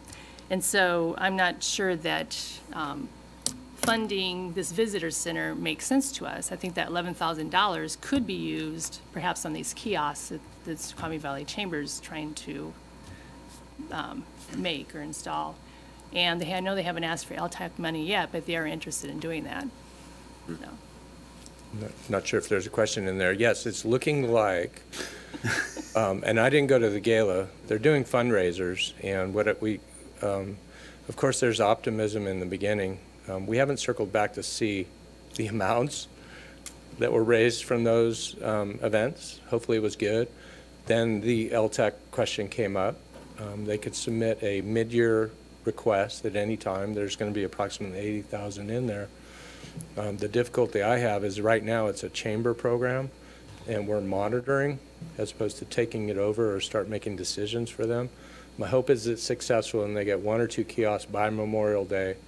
And start using that app. And the app is key because then we could start exploring pushing notifications, where to buy a hamburger, where to and start experimenting with it this year, informing the tourism plan, and then once and for all solving with the council bricks and mortar versus mobile. Are we going to be a mobile phone oriented visitor center, or are we going to have some presence of bricks and mortar like we've had previously the last year and a half at the art gallery? What this LTEC request does is gives us time to study all that and get those programs in place. We have no certainty this kiosk is even going to happen. What we have is a couple conversations that we're optimistic. My hope is that they do, but in the meantime, the LTEC request is from Memorial Day to Labor Day to have a presence that cannot be at the Railroad Museum for a variety of reasons that Richard Anderson would love to explain to you again. But what it would do is have bricks and mortar of this sort right downtown. The numbers are in their application. It is almost 7,000 visitors from Memorial Day to Labor Day. And the LTEC recommendation, I don't want to characterize it as they recommended approval. The majority recommended approval, but the motion was to bring it forward for discussion along with the Meadowbrook application that the council approved in January. But the sort of tonight, the decision is based on, do you want a bricks and mortar visitor center presence this summer or not? If the answer is no, then it's highly likely we will have no visitor center presence for 2019. Unless that kiosk project magically starts. And talking with them, I mean, I've attended a couple of presentations recently about this, and they're gung-ho on it, and they're working on it. So I think it's going to happen. Like most things, it's highly optimistic. Until you get the money in your hand, you're not buying anything. And the last I heard is they are requesting an application for LTEC, and that's an indication to me that their first sources of fundraising didn't go as well as expected. The first meeting they had with me was, we don't need any money from the city. Council, I'm getting concerned. We're going to start exploring 7 different ideas for tourism planning and need to come back and be a little more focused, or for your sake, we'll be here till 10 or 11 o'clock tonight. So, Councilmember Shepherd and Councilmember Sunwell. So this is a random suggestion from Richard, the train station. He thinks that an ideal spot to have a physical presence for tourism center would be where the Christmas tree lot is. Okay, again, let's keep focused on the agenda, Bill, and otherwise we'll be exploring 100 different ideas of how we should do tourism and visitor centers. Councilmember Sunwell. I believe that's called the European Alps parking lot now.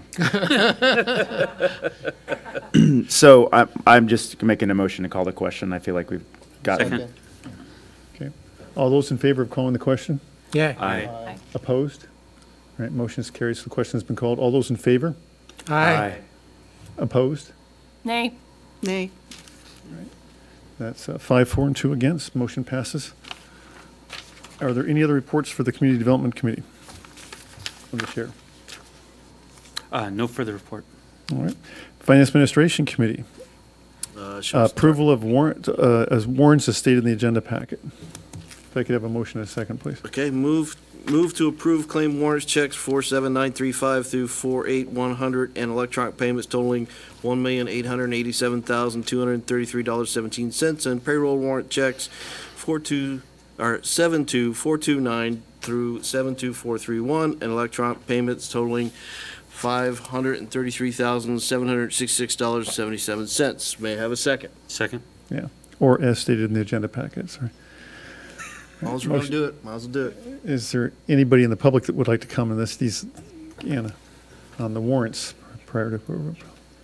Anna Sotelo, 7713 Center Boulevard, Southeast. I've never, ever had a question regarding warrants or even wanted to know anything about warrants, but part of attending these meetings is that I get to listen to warrant discussions. And I do share the same concern as Councilmember Shepherd shared regarding the Puget Sound Energy Bill that serves 38194 Southeast Stearns Road. That's their water waste treatment plant. My concerns are that it's the exact same address as Girard Resources, who operates a retail business there. as well as NLS. On the bill, my concern is that on the bill, I see that all three share the same address. I don't see any suites, A, B, C, anything dividing them. Another concern I have on there is that it's just a huge number difference. So for example, this bill is $458.52. The previous bill that was actually billed was $2,201.08, but it was overpaid by being paid $2,585.93. Again, these are all things that I don't know if I should know. I don't know what it is, but it's a very big oddity. And as well, I have big concerns about those companies there with an expired contract. I have read the only and expired contracts between both of those two companies, and I don't see anything that discusses the payment of Puget Sound Energy. So I would like to see the council look into Councilmember Shepherd's concern a little more closely. Thank you. All right, thank you, Anna. Is there anybody else who'd like to comment? Seeing no one else move forward, council's discussion? Councilmember Shepherd. Well, I'll start with the chair, Councilmember Chair, Holloway. get to talk to. I was going to Shepherd because she pulled it off the warrants. I assume she had questions. Go ahead, Chair. Well, that's true. You guys went through the warrants. I'm sorry, Chair. I should have. Yes, so committee went through the warrants. We had a couple of questions in regarding some side comments on voiding of items, which were not strictly germane to the warrants or the charges provided. Those were answered by the finance director, and committee has recommended moving forward on the warrants as presented. Further, I will, in relationship to a comment made prior and a comment made in the committee, Google is not a system of record for the city of Snoqualmie. That property is owned by Snoqualmie. It is our Puget Sound Energy bill. It is valid. We should pay it. I release the floor. All right, thank you, Councilmember Shepherd. So again, I am not voting for approving warrants because I still have questions that are outstanding from March of last year, and I would like to get some answers to those questions. Councilmember Mayhew. Just so everyone understands, what we're talking about right now is approving us paying the city's bills. The bills come in under Washington state law. The bills that get paid have to be approved by this council before we can pay them. So what we're discussing here is a whole set of invoices that can come in. They've gone through all the city's internal controls. The checks have been signed, and we have to decide now whether they were improperly signed and pull them back. So that's what's being discussed here. All of the items that were raised as questionable, we went over at the F&A committee. We spent, I want to say, 45 minutes going over each and every one of those items. All three of the members of that committee assume that any member of the public or any other council member who brings something up, our assumption is we want to look at that. I will tell you, council members, that all three of us agreed unanimously that each and every one of those warrants was properly supported. And while I understand that citizens have some concern about the fact that we may rent space to some other businesses who therefore list that address as one of their addresses, I understand that there's things unrelated to approving these bills, some questions that were asked 6 months ago that haven't been answered yet. I think it would be great if those questions were answered, but the question at hand tonight is, are we going to approve these bills which the city has incurred? Are we going to pay our debts? And my point is, we need to pay our debts. Just a point of clarification, the F&A committee spent an hour and 15 minutes on answering and addressing the warrant questions. So. More than we thought. Yeah, all right. Any other discussion, council? All right. All those in favor? Aye. Opposed? Motion No. Motion is carried 6-1. So. All right, and then. Agenda Bill 1927? Yes. Resolution 1483 canceling certain city paid warrants. The city council authorized payment of city warrants throughout the budget year. Certain warrants that are over 1 year old or canceled due to duplication issues or other reasons are required to be canceled pursuant to RCW 39.56.040. Move to adopt resolution number 1483, canceling certain city-paid warrants. May I have a second? Second. Motion and a second to approve Agenda Bill 19027 as stated by Councilmember Holloway. Is there any member of the public that would like to comment on this item prior to action? Seeing no one move forward. Any discussion, Council? Councilmember Holloway? These were also reviewed and discussed in F&A. Only question in regards to these were some review of internal controls and also review of canceling uncashed checks, whether we're allowed to do that or not, but that is a discussion for legal counsel. Other than that, these were viewed as valid and recommended for approval. Councilmember Shepherd and then Councilmember Mayhew. So one thing that I'd like to be able to review are the bank statements for the city. That's why I had this pulled off consent agenda. Councilmember Mayhew. So just share with the council that I thought there was a very good conversation about the internal control questions, because obviously when you're canceling a check, and the reason is we see a reason such as overpayment or duplicate payment, it raises questions in your mind about how did that happen and could there be more of that. So we had a very good conversation. These are items that happened quite some time ago, but the city can't just wipe them out. They have to get our permission to cancel these. And so the past practice has been, as is with most cities, that they collect these for a period of time and then bring them forward as a group, which is what they've done here. So some of these go back quite some time, in fact, to periods before when our current finance director was even with us. So we had a good conversation about some of the control concerns. There was some pointed questions about how, are we sure this couldn't happen today, and I found the responses satisfactory. There was some good discussion about ongoing improvements to internal controls, and I think the F&A committees continue to have those discussions with staff, but I thought it was a very good conversation, and I was satisfied with the responses on internal control concerns that I had about these particular items. Councilmember Shepherd. So I would like to get status on how we're doing as far as making progress on the Newber report.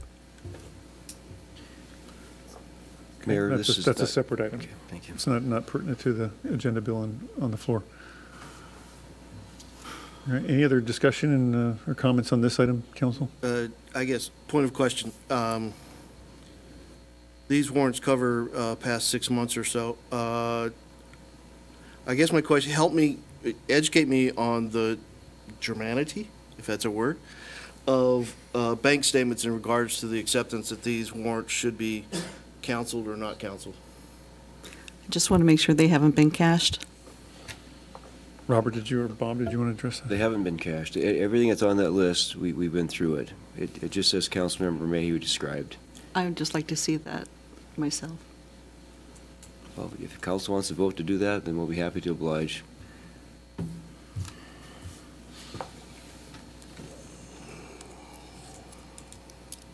Councilmember Mayhew. Call the question.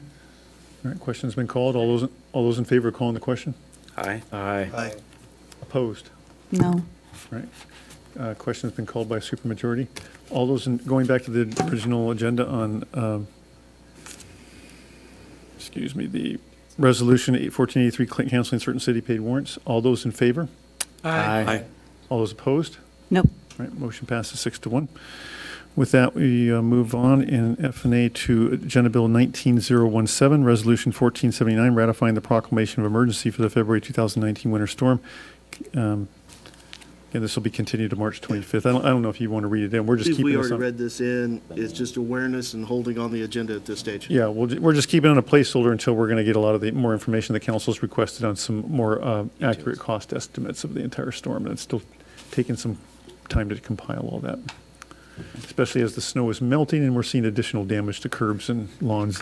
So do we need to move, official motion to move this one to the next council meeting, or just drop some? We do. I think we do. It's Yeah. on the agenda, Sorry. we have to move it. Councilor Mayhew. Move to postpone consideration of this agenda bill till next council meeting. Second. Got a motion and a second to postpone stated by Councilmember Mayhew. Any discussion? All those in favor? Aye. Opposed? Motion is carried. You guys did that so quickly. Senate Bill 19018, Resolution 1480, authorizing investment of City of Snoqualmie monies in the local government investment pool. The purpose of this agenda bill is to update and replace Resolution 1420, which authorized the city of Snoqualmie to make investments in the Washington State Treasurer's Local Government Investment Pool, LGIP. The update LGIP authorization forms giving proper personnel the ability to log on to and transact on behalf of the city of Snoqualmie with the LGIP account. Move to adopt Resolution 1480, authorizing an investment of City of Snoqualmie monies in the local government investment pool. May I have a second? Second. Motion and a second to approve Agenda Bill 19018 as stated by Councilmember Holloway. Is there any member of the public that would like to comment on this item prior to action or possible action? Seeing no one move forward, any discussion, council? Mayor, just to clarify, this just all it adds, this agenda bill is the purpose of adding Finance Director Robert Hamoud and our accountant, Kyla Henderson to the account. That's all it's really doing. Okay. Is that basically what you wanted to say, Robert? I can't. Okay. Councilmember Shepherd? So this looks like it was already done in January, right? The form was already filled out. But I don't know the person that's going to be the accountant. I don't know if I've met her. Yeah, she was at the exit interview, and I thought we introduced her. We introduced her here a couple meetings back. Yeah, so I on the city's website, I didn't see a picture for her, and it would be nice to have a picture of her on the city's website. We'll take a look at it. Point of clarification, do you need germane. to know the employee to authorize? I'm just going to rule it not germane. Let's continue. We'll just focus on the agenda bill at hand. Any other questions pertaining to the agenda bill on the table?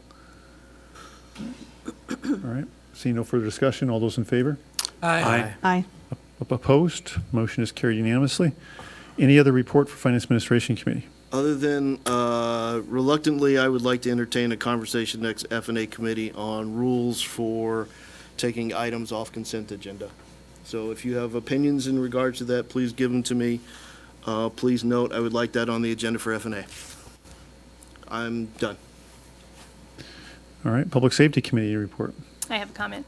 So our fire chief and others from the fire department are in Anaheim, and there is the accreditation hearing tomorrow. So we're hoping that we have good news. So I think good thoughts. I thought you were going. Yeah, Councilmember Ross and City Administrator Bob Larson and myself will be flying down very early tomorrow morning to be there in time for the ceremony. So looking forward to that. It's quite a feather in the cap. Do you recall offhand how many fire departments in the country versus how many get accredited, Councilmember Ross? So they said there's 30,000 fire departments and only 280 are accredited. So this would be super for our fire department. Mr. Mayor, just another item to add to that. They're pretty confident that we're going to get accredited tomorrow with the vote, and we would become, I think, the smallest department, city department, to ever get accredited, especially on the West Coast, which is a huge feather in the city's hat. Obviously, it's a big deal. So yeah, quite an accomplishment. So really proud of the work that Chief Carrera and Jake Fouts and others that worked on that effort did. So should be fun. Anything else for the public safety? No, that's it. Thank you. All right. Committee of the Whole. Councilmember Jeans, you wanted to queue up the... A couple of months ago, we formed an ad hoc committee of 3 council members, including myself and Peggy Shepard and Sean Sundwell, to explore the issue of public engagement. The thought is, and has been for some time, that we need to get more input from the public because we want to know what the public is interested in. What are their priorities? How do they see us going forward also? We have a strong feeling that the public would like just the same thing. They'd like to give us that kind of input. And what we would come up with would be an improvement over 2 minutes to talk before a council meeting. And so it is a fairly broad topic of public engagement. And in the broad topic of public engagement, the first thing that we took on was a belief that the town hall meeting at the end of last year was much appreciated on both sides, the city, the council, the mayor, and on the part of the public. It gave them a great opportunity to give us input on a variety of topics. In keeping with that theme, we did not want this town hall meeting to be something that the city staff and the mayor was going to make a one-sided presentation about things that are going on. We wish this town hall meeting, at least the next one, the first one for this year, we want to be, as council members, we want to be listeners. We want to understand what's on people's minds. We want to talk about things that are on the forefront of different citizens' minds. And in fact, different geographical areas of the city, they have things that are more germane to their use. So we want this town hall meeting to be not at City Hall, not run by the city, but it would be something that would be sort of out in the community. We were thinking that rather than having one town hall meeting that we had last year, we'd like to have 4 quarterly meetings this year. And in keeping with that first quarterly meeting, we wanted to get it done in the first quarter, which means there's very little time in the month of March to get something done. And sort of we'd like to have your blessings on kind of where we're going. And so I'll shut up, and then Sean and Peggy can give your input to this. Thank you, Bob. That was great. So what we, when we met on, I think it was Monday or Tuesday, I don't remember. It's all blur. Our marching orders that we felt from council was loosely put together an actual event. Felt like we were commissioned and chartered to do that. And so some of the specifics that we came up with is we're going to propose, and I thought this was Councilmember Shepherd, I think, that proposed this particular day, and it caught me off guard at first, but actually, as I've thought about it more, I think it makes a lot of sense. Saturday, March 30th, it would be held at 7:00 p.m. at Timber Ridge Elementary School. And we would have refreshments. Bob just doesn't like pizza. I think he's just anti-pizza. We propose pizza, but he wants cupcakes and cantaloupe. But the idea would be that we would invite adults and kids. It can be an ice cream bar, I don't care. I mean, to some point, the city needs to own kind of setting up the logistics of it. But we felt like there should be some food. And I don't know if I should say this or not, but usually when I say that, I just say it anyway. We propose that Mr. Fong be the moderator of that. He did a fantastic job in some of the candidate forums. He's funny and funny. High energy. Yes, high energy. And again, to reiterate what Bob had said is we really view this as a listening tour. We're not coming with a proposed set of topics. In fact, we don't necessarily expect to have a whole bunch of answers. The idea would be that within 30 days of having that event, the questions that came about that we didn't have answers for, which might be many, would be taken back to city, and the city would have about 30 days to produce kind of a one-pager recap of that could be posted on the website. It's kind of a deliverable, a commitment back to the citizens, particularly those who participated, but also those who did not, that would have a way to kind of get a recap of what that was. And it would serve in perpetuity, really, as a document that would talk about the 3, 4, 5, 6, whatever issues were that came up. So those are kind of, I'm probably missing a few details, but we really, really wanted to make this happen this quarter, realizing that we're only 3 weeks away from the end of the quarter, if that. So that was kind of the nitty-gritty details of it. Peggy, did you have anything else to add to that? I think that covers it. Okay. 2 votes for pizza, by the way. 1 vote for cupcakes and cantaloupe. Councilmember Holloway and Councilmember Mayhew. So you guys kind of looked at me funny when I said write it down. I'm slightly confused in that I thought what was given out of the treat was to go put together a public engagement plan, not to plan our next town hall meeting. So I'm a little concerned that we're off target. And that we're doing a lot of stuff that the administration should go, we should tell them we want a town hall meeting kind of form, and then they should go make it happen. And we're kind of into the making it happen direction in this activity. Am I off target? I mean, wasn't that the direction out of the retreat, was go do a public engagement plan? So in order to do a study, we need $25,000. And we didn't have $25,000, right? All right. And it doesn't qualify for LTAC.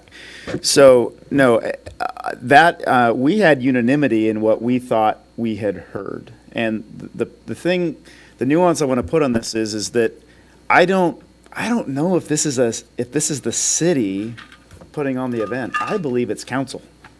And maybe there's not a distinction. I think there is. We even talked about whether you have any staff there at all. And reluctantly, I agreed we should have the mayor there. But muzzled in the back, yeah. Well, you should hear the recording, actually. But the thought is because, again, when you have staff there, the inclination is to respond, right? And we've come up with an idea of what primarily the response mechanism would be, and that is a document that would allow us to spend more time listening and less time posturing and coming up with answers that we're pulling out of who knows where. So if we misunderstood, the 3 of us misunderstood then. Councilmember Mayhew, and then Lissay, and then Shepherd. So a couple things. I will say that at our retreat, I did hear it the way Councilmember Holloway heard it. So having said that, I did earlier tonight try and find 25,000 for you, but I was the only one that voted that. Seriously, I think doing this before the end of the quarter is an absolutely fantastic idea. I think that's exactly, I would like to see us do that. And so I applaud that you came forward with a specific recommendation so that we start moving on this instead of, I mean, we maybe do need to continue talking about it, but let's move as well. So thank you for doing that, and I support that completely. I do, though, want to ask, I think just listening, it depends exactly what we mean by that, but my experience so far of discussion with citizens is that they want a dialogue. They don't, I mean, one of the concerns is that in their 2-3 minute presentations they make at our council meetings is we listen, but there's no dialogue. And so they have to wait some period of time to see if we do anything or what do we do with whatever it is that they brought up. So, but the thing is that I think what I found is they want a dialogue mostly on policy type matters. So without staff there, if someone comes and says, hey, there's a pothole in front of my house and gee, no one's fixed it for a couple weeks and sure would like to get that fixed, we're not going to be able to deal with that. And I think that's a different kind of meeting than what we want to have anyway.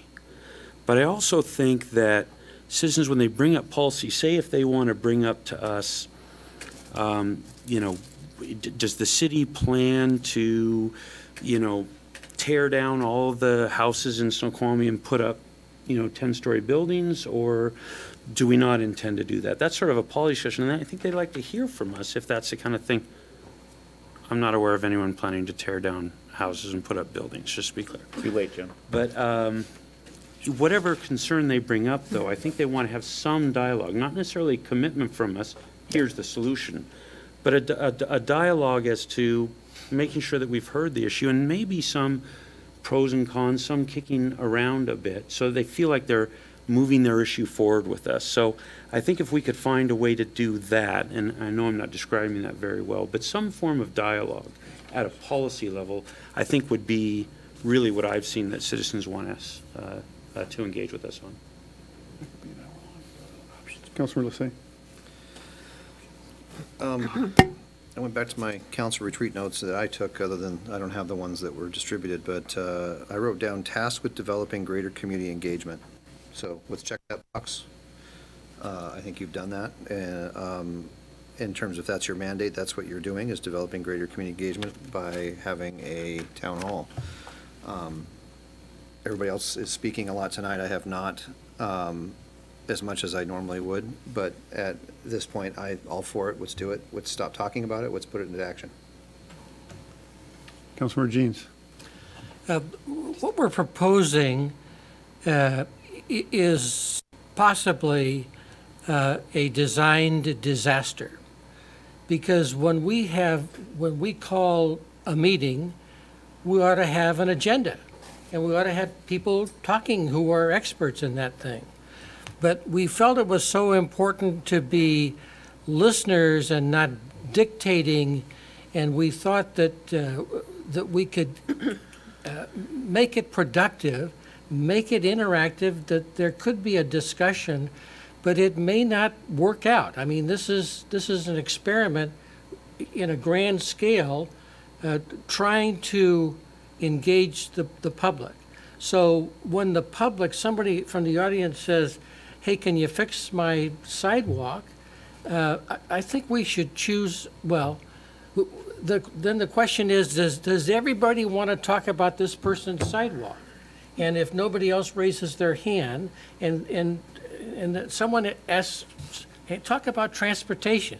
Any interest in transportation? 30 people raise their hand. So maybe we can engage in conversation, we with the public, but then again, that's awkward because when the question is asked, you're sort of asking the question of the council, and who will choose, who will speak for the council, and you may feel compelled that you want to say something, and then do we go down the line, or can we move on? Because we need to make an efficient kind of a meeting, because kids are running around all over the place, and we want them to come away from this meeting thinking that they were heard, and that we listened, and that there was, through that, whatever dialogue there is, however we organize that dialogue, we will have people leave the meeting feeling good. We hope. Council, I'm going to suggest, for the sake of time, because this could go on for considerable, we have a fairly significant discussion item on the agenda here on the committee of the whole on the transportation improvements and transportation capital maintenance funding. Sort of a high-level discussion. I applaud the efforts. It sounds to me more like keep it pretty informal and simple. It's no different than like a coffee with a cop. You know, when the police chief says, come meet me at the coffee shop and talk about whatever issues are pertinent to the community, I would encourage one or two of you to sort of appoint someone as sort of the lead, or a couple of chair or co-chairs for this particular one coming up rather quickly. You still have time to go back to committee or have a meeting on that. You could work with Jody on just some of the particulars of advertising it, and you know, or Nicole Wiebe getting the word out. And Yeah, I think we need to notice it fairly quickly. We're running up against 10 days. That it doesn't give us really much time. Right, just need to kind of have some conversations, refine the details of how you want Clayton Fong to kind of, like we did with Gregory Malcolm. Yep. Just sort of, you know, discuss with him kind of a protocol for the evening. That was a very informal sort of coffee with the public, you know, with staff, council, and mayor. And we let the group define what were the top issues they wanted to discuss, to kind of stick to the big policy issue items, as you said, Councilmember Mayhew, rather than talking about Mr. Smith's pothole. So again, but just need someone, one or two of you to kind of take the lead, working with Jody to. I think we have that group. And getting together with Clayton. I think we have that group, and we can figure out how to divide and conquer on that. Yeah, it's not an agenda. It's not a topic-focused agenda. It's just how do you want the flow? How do you want Clayton to mediate the meeting? Yep. And I'm happy to be there or not be there. I was overruled. You get to come. I'll be on the side in the back. I like the idea of making that distinction between it's the council engaging the public versus the mayor and his administration. I actually prefer you kind of keep that line there and not blur it. So, yeah, I would certainly be there to support it, though. Councilmember Holloway. Well, okay, so I'll reflect back to. And you can dig into the long-term planning as No. time allows. No, this is a good first step. I still think we need to look at the long-term, Yeah. what we're going to do, but we'll have that discussion later. My concern, though, is you are going to get questions like, where are we with Riverwalk? What's going on with the I-90 interchange, construction, doing construction? There are things that are day-to-day operations that are the purview of the mayor in his negotiation with other cities that we as a council are not always cognizant of exactly where things are. That's not our responsibility to run the city day to day. I do think there needs to be some prep under which we come up with what are those subjects we think might come up along those lines, and ask that the administration help us out with some bullet points talking of, again, where are we with Riverwalk? What's the status of the temporary access? What might be strategies for We funding? do have some ideas around how to get those ideas ahead of time, and we just didn't share because it's already 9 o'clock and we have stuff. Okay. So if you guys can trust us three to continue doing what we've been doing and executing on this, and if it's a disaster, then you can fire us and some other 3 people can do it. And we can. Councilmember Ross? So I think it's a great idea. I'm looking forward to it. Can we get more microphones than just one? Just. All right. Again, those details can be worked out. Shoot us emails if you have some ideas. Thank you. I was going to suggest same. Councilmember Mayhew, we're five to nine. Go ahead. I think if we try and do if we try and do a meeting in which we attempt to answer questions like where are we at on Riverwalk, or that's it's going to end up. Why don't we give a council meeting on how to pitch a fastball in the major leagues? That's not what we do. So what we do is we set policy. So we need to frame this, and maybe I think Councilmember Holloway's point is really important to focus on. How this gets teed up to the public and what they are going to expect this conversation to be, I think, is very important. If they come in expecting that kind of a Q&A, it's not going to work. If they come in wanting to talk about policy, that will work. So we just need to, it's really important how you tee this up. Yep, no, agreed. Okay. Councilmember Jeans, you queued that topic up. Are you satisfied with the word that you got enough direction on that one? Are we ready to move on? All right. One staff comment that I was thinking that Councilmember Holloway was about to get to is that's quasi-judicial. Mill site was submitted last February, even though we're not yeah. Just a reminder, that's one of those topics. Thank you. I think they're aware of that. So, all right. So with that, we're going to move on to the committee or transportation improvement, transportation capital maintenance funding issue. Who's? Yeah, it's queuing up. It's being loaded up, or what? I was gonna. Well, if you. Are we having a hiccup, or what's going on? I don't think Mark knows what you want. Yeah.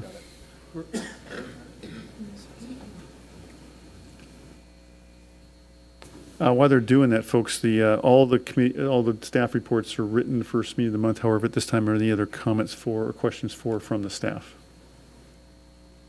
I have a question. Councilmember Shepherd. PJ left. I have questions on the staff report, so we might as well do this first and then talk. Yeah, okay, let's do. They're ready. They're ready to go. All right, go ahead. We just wanted to queue up the slides that we presented during the retreat, and I don't know which section the council would like to jump in. Talk about. We'd like to talk about probably the car tab first. I know we mentioned. Where's the?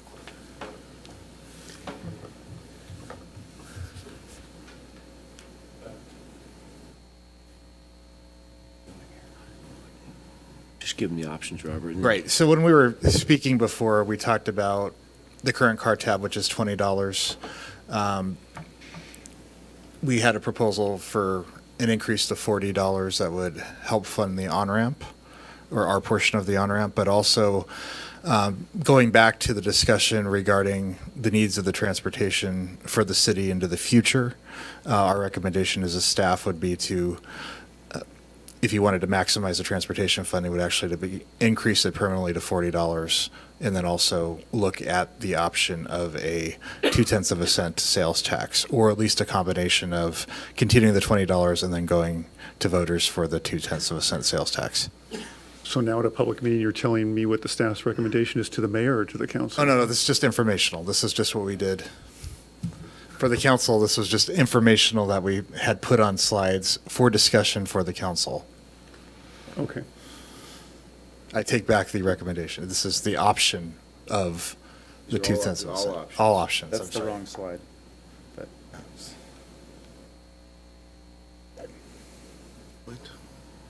So one of the options would be to just replace again that current $20 car tab.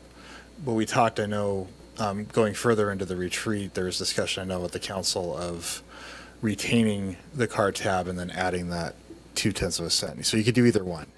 You could keep the 0.2 of a cent as is right now.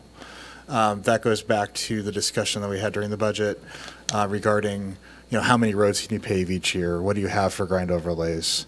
The question of the PCI index. Hey, Dan, do we have a PCI report back yet? No. The snow unfortunately delayed the PCI report, which is the paving condition index report we were supposed to receive back from the city, so that obviously delayed the process. The roads are covered, so they couldn't measure it at the time. So that's been delayed. However, the question is, when we talked about the streets funding and sustainability for that funding, and trying to address the needs in the future without using or utilizing fund balance, this is, the options that we came up with. So again, it would be proposing a 0.2 of a cent could only be used for sales tax. You can either do the car tab with the $20, which produces about $200,000 a year, and then add the 0.2 of a cent, or just keep the $200,000, or you could go to $40. So there's several options there. Roughly how much would the 0.2% add? We're estimating about $600,000. So 3 times the amount is a Correct. $20 car tab fee. Councilmember Sunwell and Councilmember Holloway. couple questions for you, Robert. The card tab proposed, I feel like we're talking about two things here. One is a specific item, which is this on-ramp, and then there's the overall maintenance of our roads. Am I fair in that assessment? We're kind of munging the two things? It is, but imagine this discussion 3 years from now. So take that on-ramp discussion aside. What funding mechanisms does the city want 3 Correct. years from now? So I understand. So we have talked about funding, to just fund the on-ramp. We feel like we could do that with a 2-year increase of car tabs from 20 to 40. That is correct. Okay. So that would be one way to fund that. That's correct. My understanding with the 0.2 cent sales tax was a mitigation strategy should Tim Iman's initiative and referendum. Yeah, there's a couple things. One, that would be the backup if they wiped out the tabs altogether. So right. So I guess my follow-up then is the car tabs does not need to be voter approved. The 0.2 cent increase would need to be voter approved, correct? Correct. Okay. And then the advantage of a 0.2% sales tax, that's not a gas tax, it's a sales tax, right? Is that it's not just us paying it, right? So we're now starting to capture people who visit our city and buy stuff here are helping to pay for our roads. That is Is that the thinking around? Right. So again, it would apply just like our 0.85 does now, where you have the hotels, for example. We have sales tax on the hotel rooms. You have a new hotel, you have an expansion of another hotel. So this tax would apply to not just purchases by city residents, but the hotel rooms that obviously non-city residents would pay, or construction coming in. Where would 0.87 put us in comparison with neighboring cities? So we would actually go up to, we're at 0.86 right now. They go up to 0.88, I'm sorry, 8.6 to go up to 8.8%. And Issaquah's at 10 because of Sound Transit. We're the lowest right now at 8.6. That's the absolute minimum. And North Bend's higher than us right now.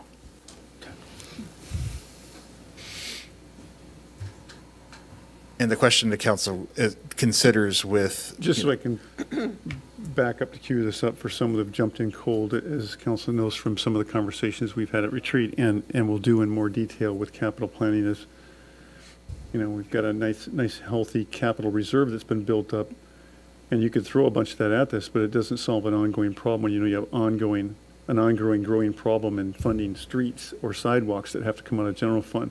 So the issue is there's a challenge before the council is how do we tackle the capital needs in streets and sidewalks or transportation effectively, like an ongoing funding for a transportation plan.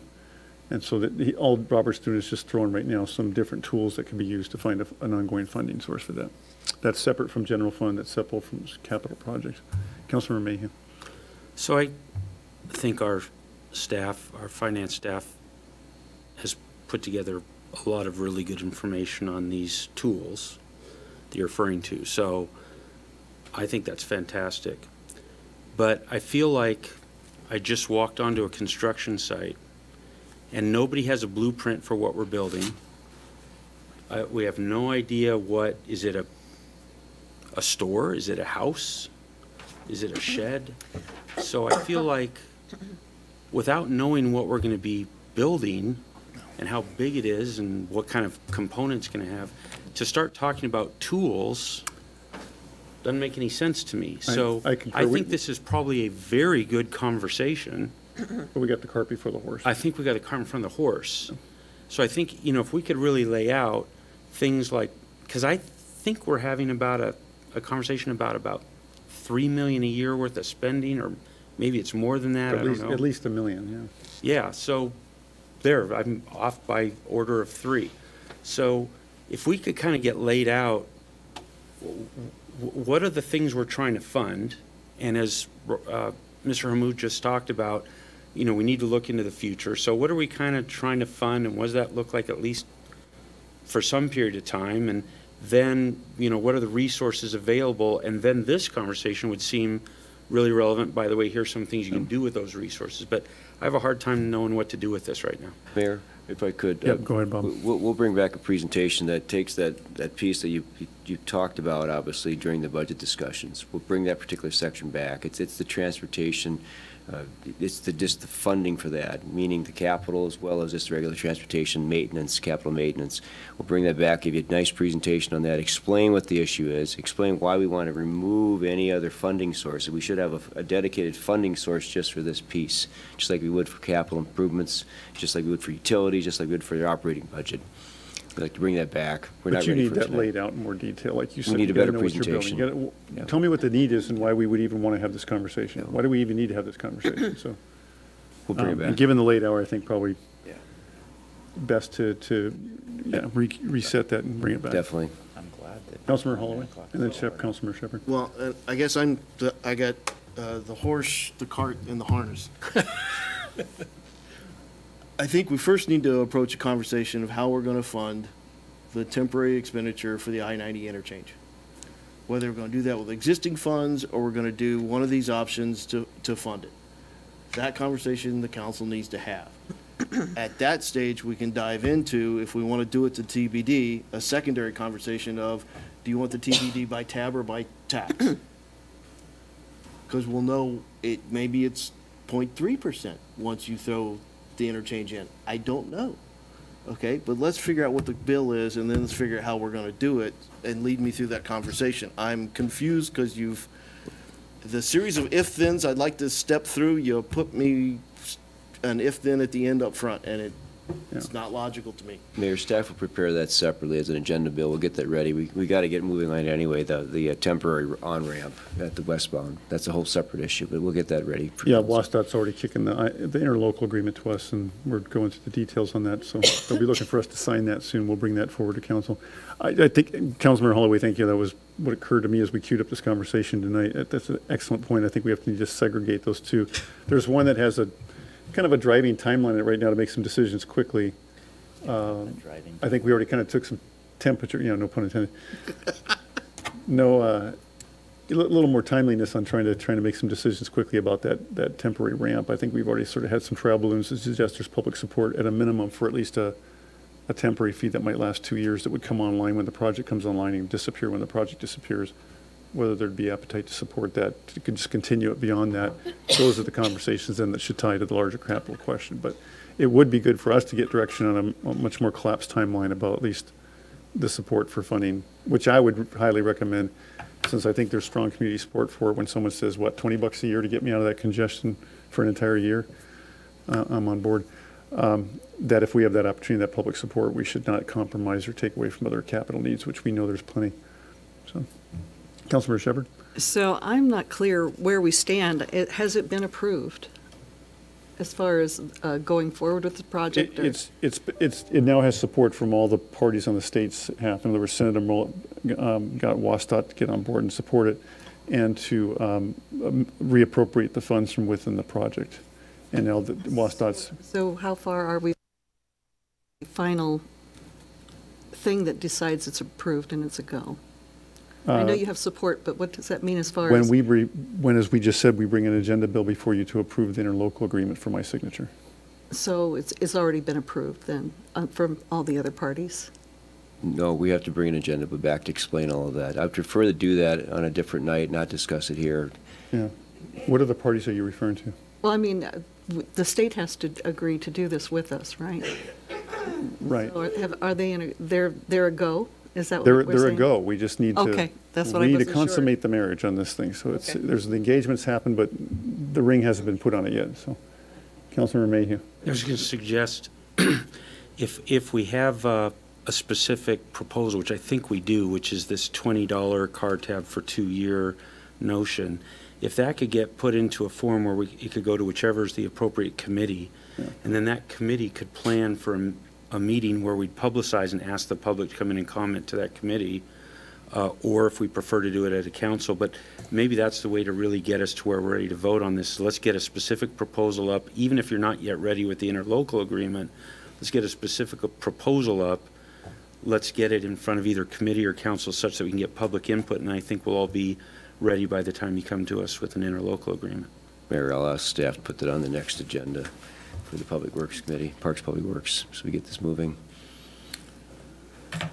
All right. So with that, my laptop just crashed. I got blue screen, and we're going to move on. Are there any other announcements or items for committee of the whole? Again, let's jump back to staff reports. Any other questions from the staff? They're all written. Councilmember Lassay, you said you had a question about that. Yeah, I read through the staff reports this month. Thank you. The one thing that got my attention was there was no mention by any department of smarting council goals and objectives. We had numerous special meetings through last summer. We had a special meeting in January. There's been nothing moving this forward. At the same time, I've also recognized that we don't even have a ordinance or a resolution stating the council's goals and objectives. So we're working off 2015 council's goals and objectives. We're not working off the ones that we've established. So I would implore, maybe it's to the Mayor Pro Tem, that we put that at very least a resolution in the F&A committee to accept our goals and objectives so that they can be at least ratified. And I would implore the staff and the administration to get this thing moving, because we can talk all we want about what we think they are, but there's no basis for having that discussion because we were told they would be smarted. I have nothing to go on. Yeah, we had a thing called Snowmageddon that put a big dent in that timeline. It happened last June, Mr. Mayor. I'm sorry, but this is dragging on far too long. Right, Bob, did you want to address that at all? No, until council prioritized your objectives, we were not about to start that smarting. We're in the process of doing it right now. Expect to have it done by end of March. That's what we've talked about with staff. So we've divvied them up. Each department's working on, or each director's working on some of those, and we should have them back to you by the end of the month. Councilmember Shepherd, then Councilmember Sunwell. So as far as the reports, I wanted to know, I looked at the IT report and I didn't see anything in there for having to do with updating what we have going on in accounting. And I just want to know where are we with some of the needs as far as getting us closer to our goals for what the Clark-Newber report is asking us to do. So we are, for the finance, the ERP system, we are in requirements gathering at the moment, so. Mayor, let's allow staff to put this into written form to the next meeting so we can get these, obviously, so we're formalizing these for everyone to read. Okay. Councilmember Sunwell. Maybe is Brian still here? Yeah. No. Not you. I know you're here. Maybe Dan can answer the nicely dressed Brian. I know it's addressed in the document here, but is there any update on Fisher poles going in? Have they arrived? When are the lights going to start working so children and small animals can cross safely? Yeah, not to beat a dead small animals, but go ahead. not to beat a dead horse, but the contractor poles are in, but with the weather delay, he's delayed on other projects, and he's going to get here. He's a couple, 3 weeks behind. So in the February report, it listed mid-March as being complete. Should we, fair to say that's a month off? Yeah, he's probably about a month off, I'd say. Okay. That's a good guess. Okay, thank you. Any other issues on that item? All right. With that, we're going to go into executive session at this time, and I adjourn the regular meeting to go into a session regarding potential litigation pursuant to RCW 42.30.110, Section 1I. I ask that Bob Larson, Anne Marie Soto, Nicole Sanders, and Mark Hoffman remain. It is anticipated that the executive session will last approximately 20 minutes, and there may be action following. Everyone else is welcome to go home and enjoy their evening.